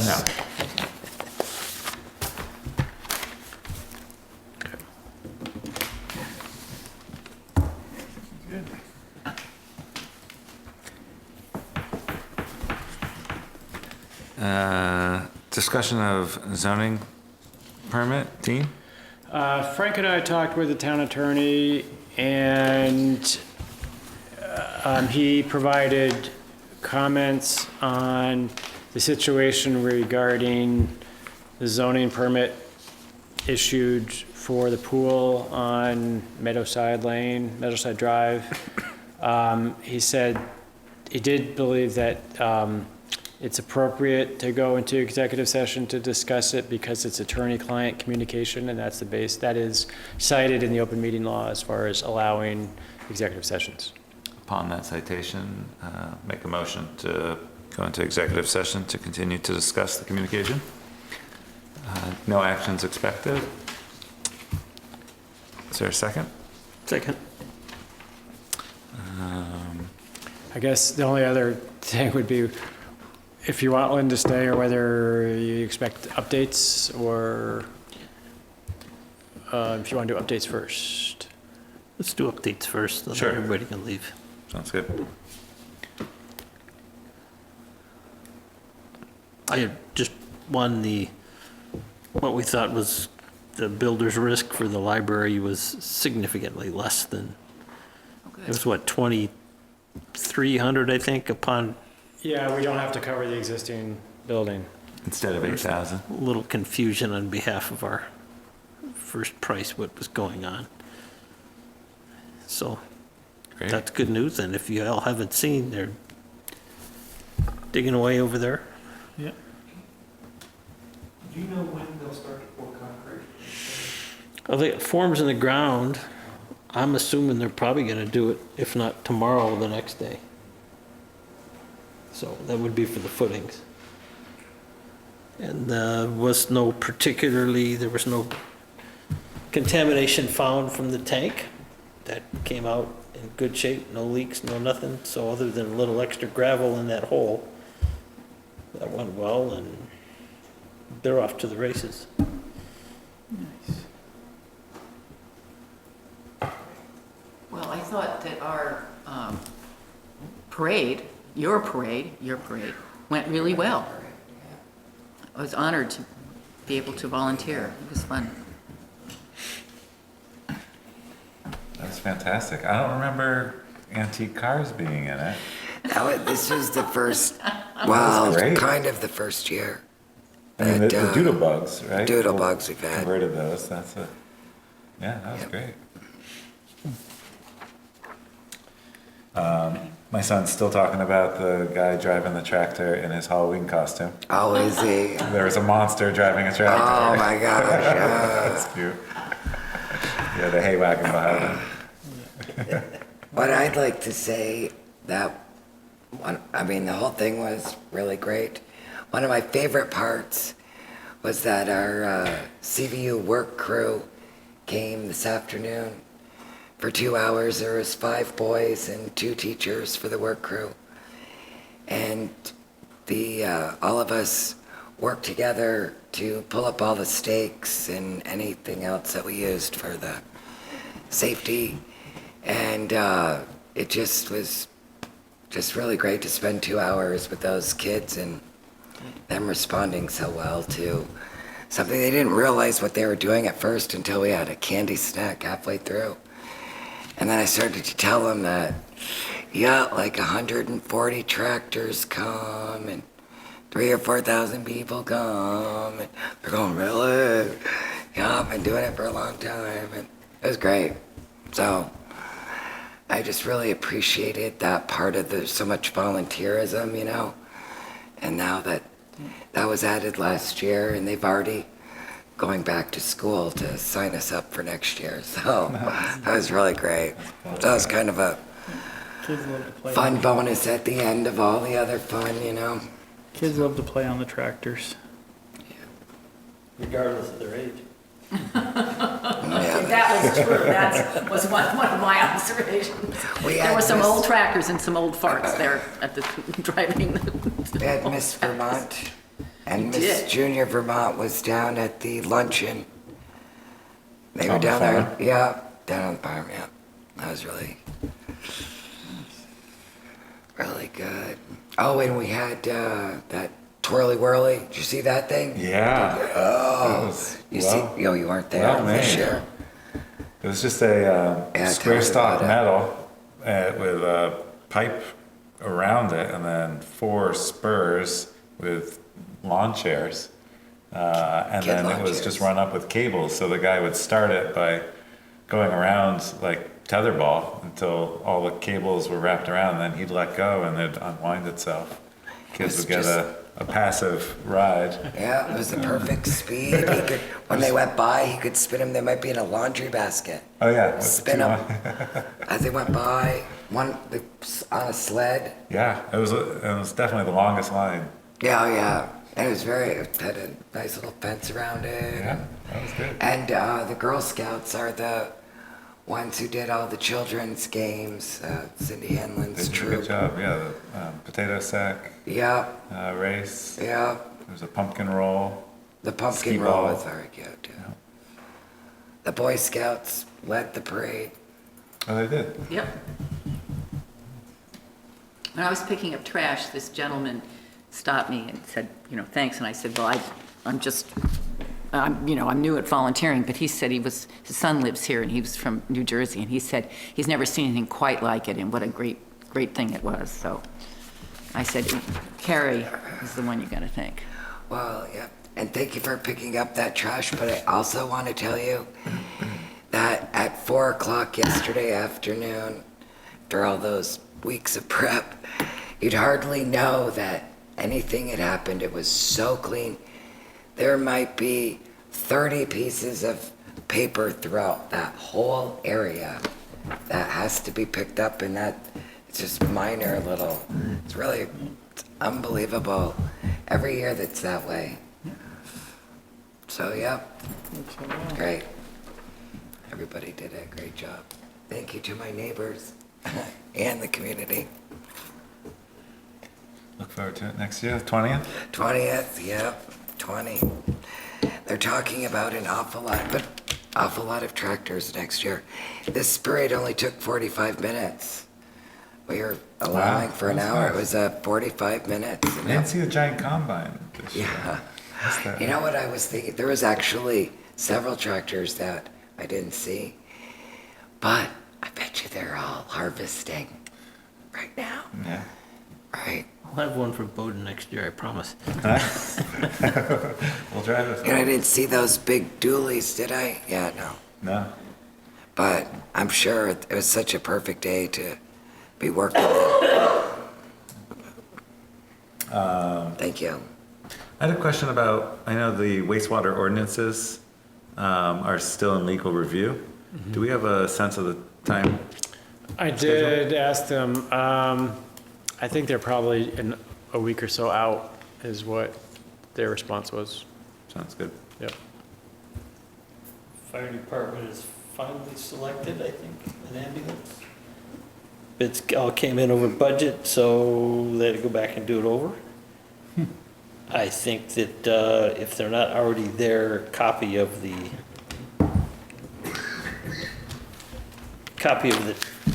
two that revised their bids, the third one said, well, we don't want to sell it any cheaper, so they got 3 written quotes.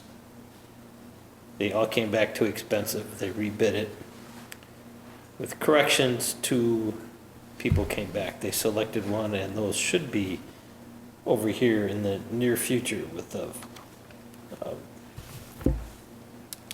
list of the bid, the documents and stuff, criteria for selecting it. The book. Not quite as big as the fire truck book, but it'll still be a slightly thinner edition. Okay, Updates? we're going into. Going into, so I guess the motion was on the table. All those in favor? Going into executive session? No actions expected. I guess we could sign off if you want. Welcome to stay, but. Oh, we can stay? Yes, if you want. Yeah, doors are open. Nothing planned after this. Just adjournment. Adjournment. Did we want to talk about the next site visit? Good. Is there a natural candidate for the 28th? There have been talk about the beach. The beach? Yeah. Yeah, I think Starting to get a little cooler. beach would be a good one. We got a couple of capital projects in the wings and. Kind of focused on those in particular? Yeah, the ramp and maybe the parking Okay. enhancements. We can play on the playground. Playground, yeah. We can go play in the playground. Get that slide out. Good deal. All those in favor, say aye. Aye. Thanks, Ken. Aye. Opposed?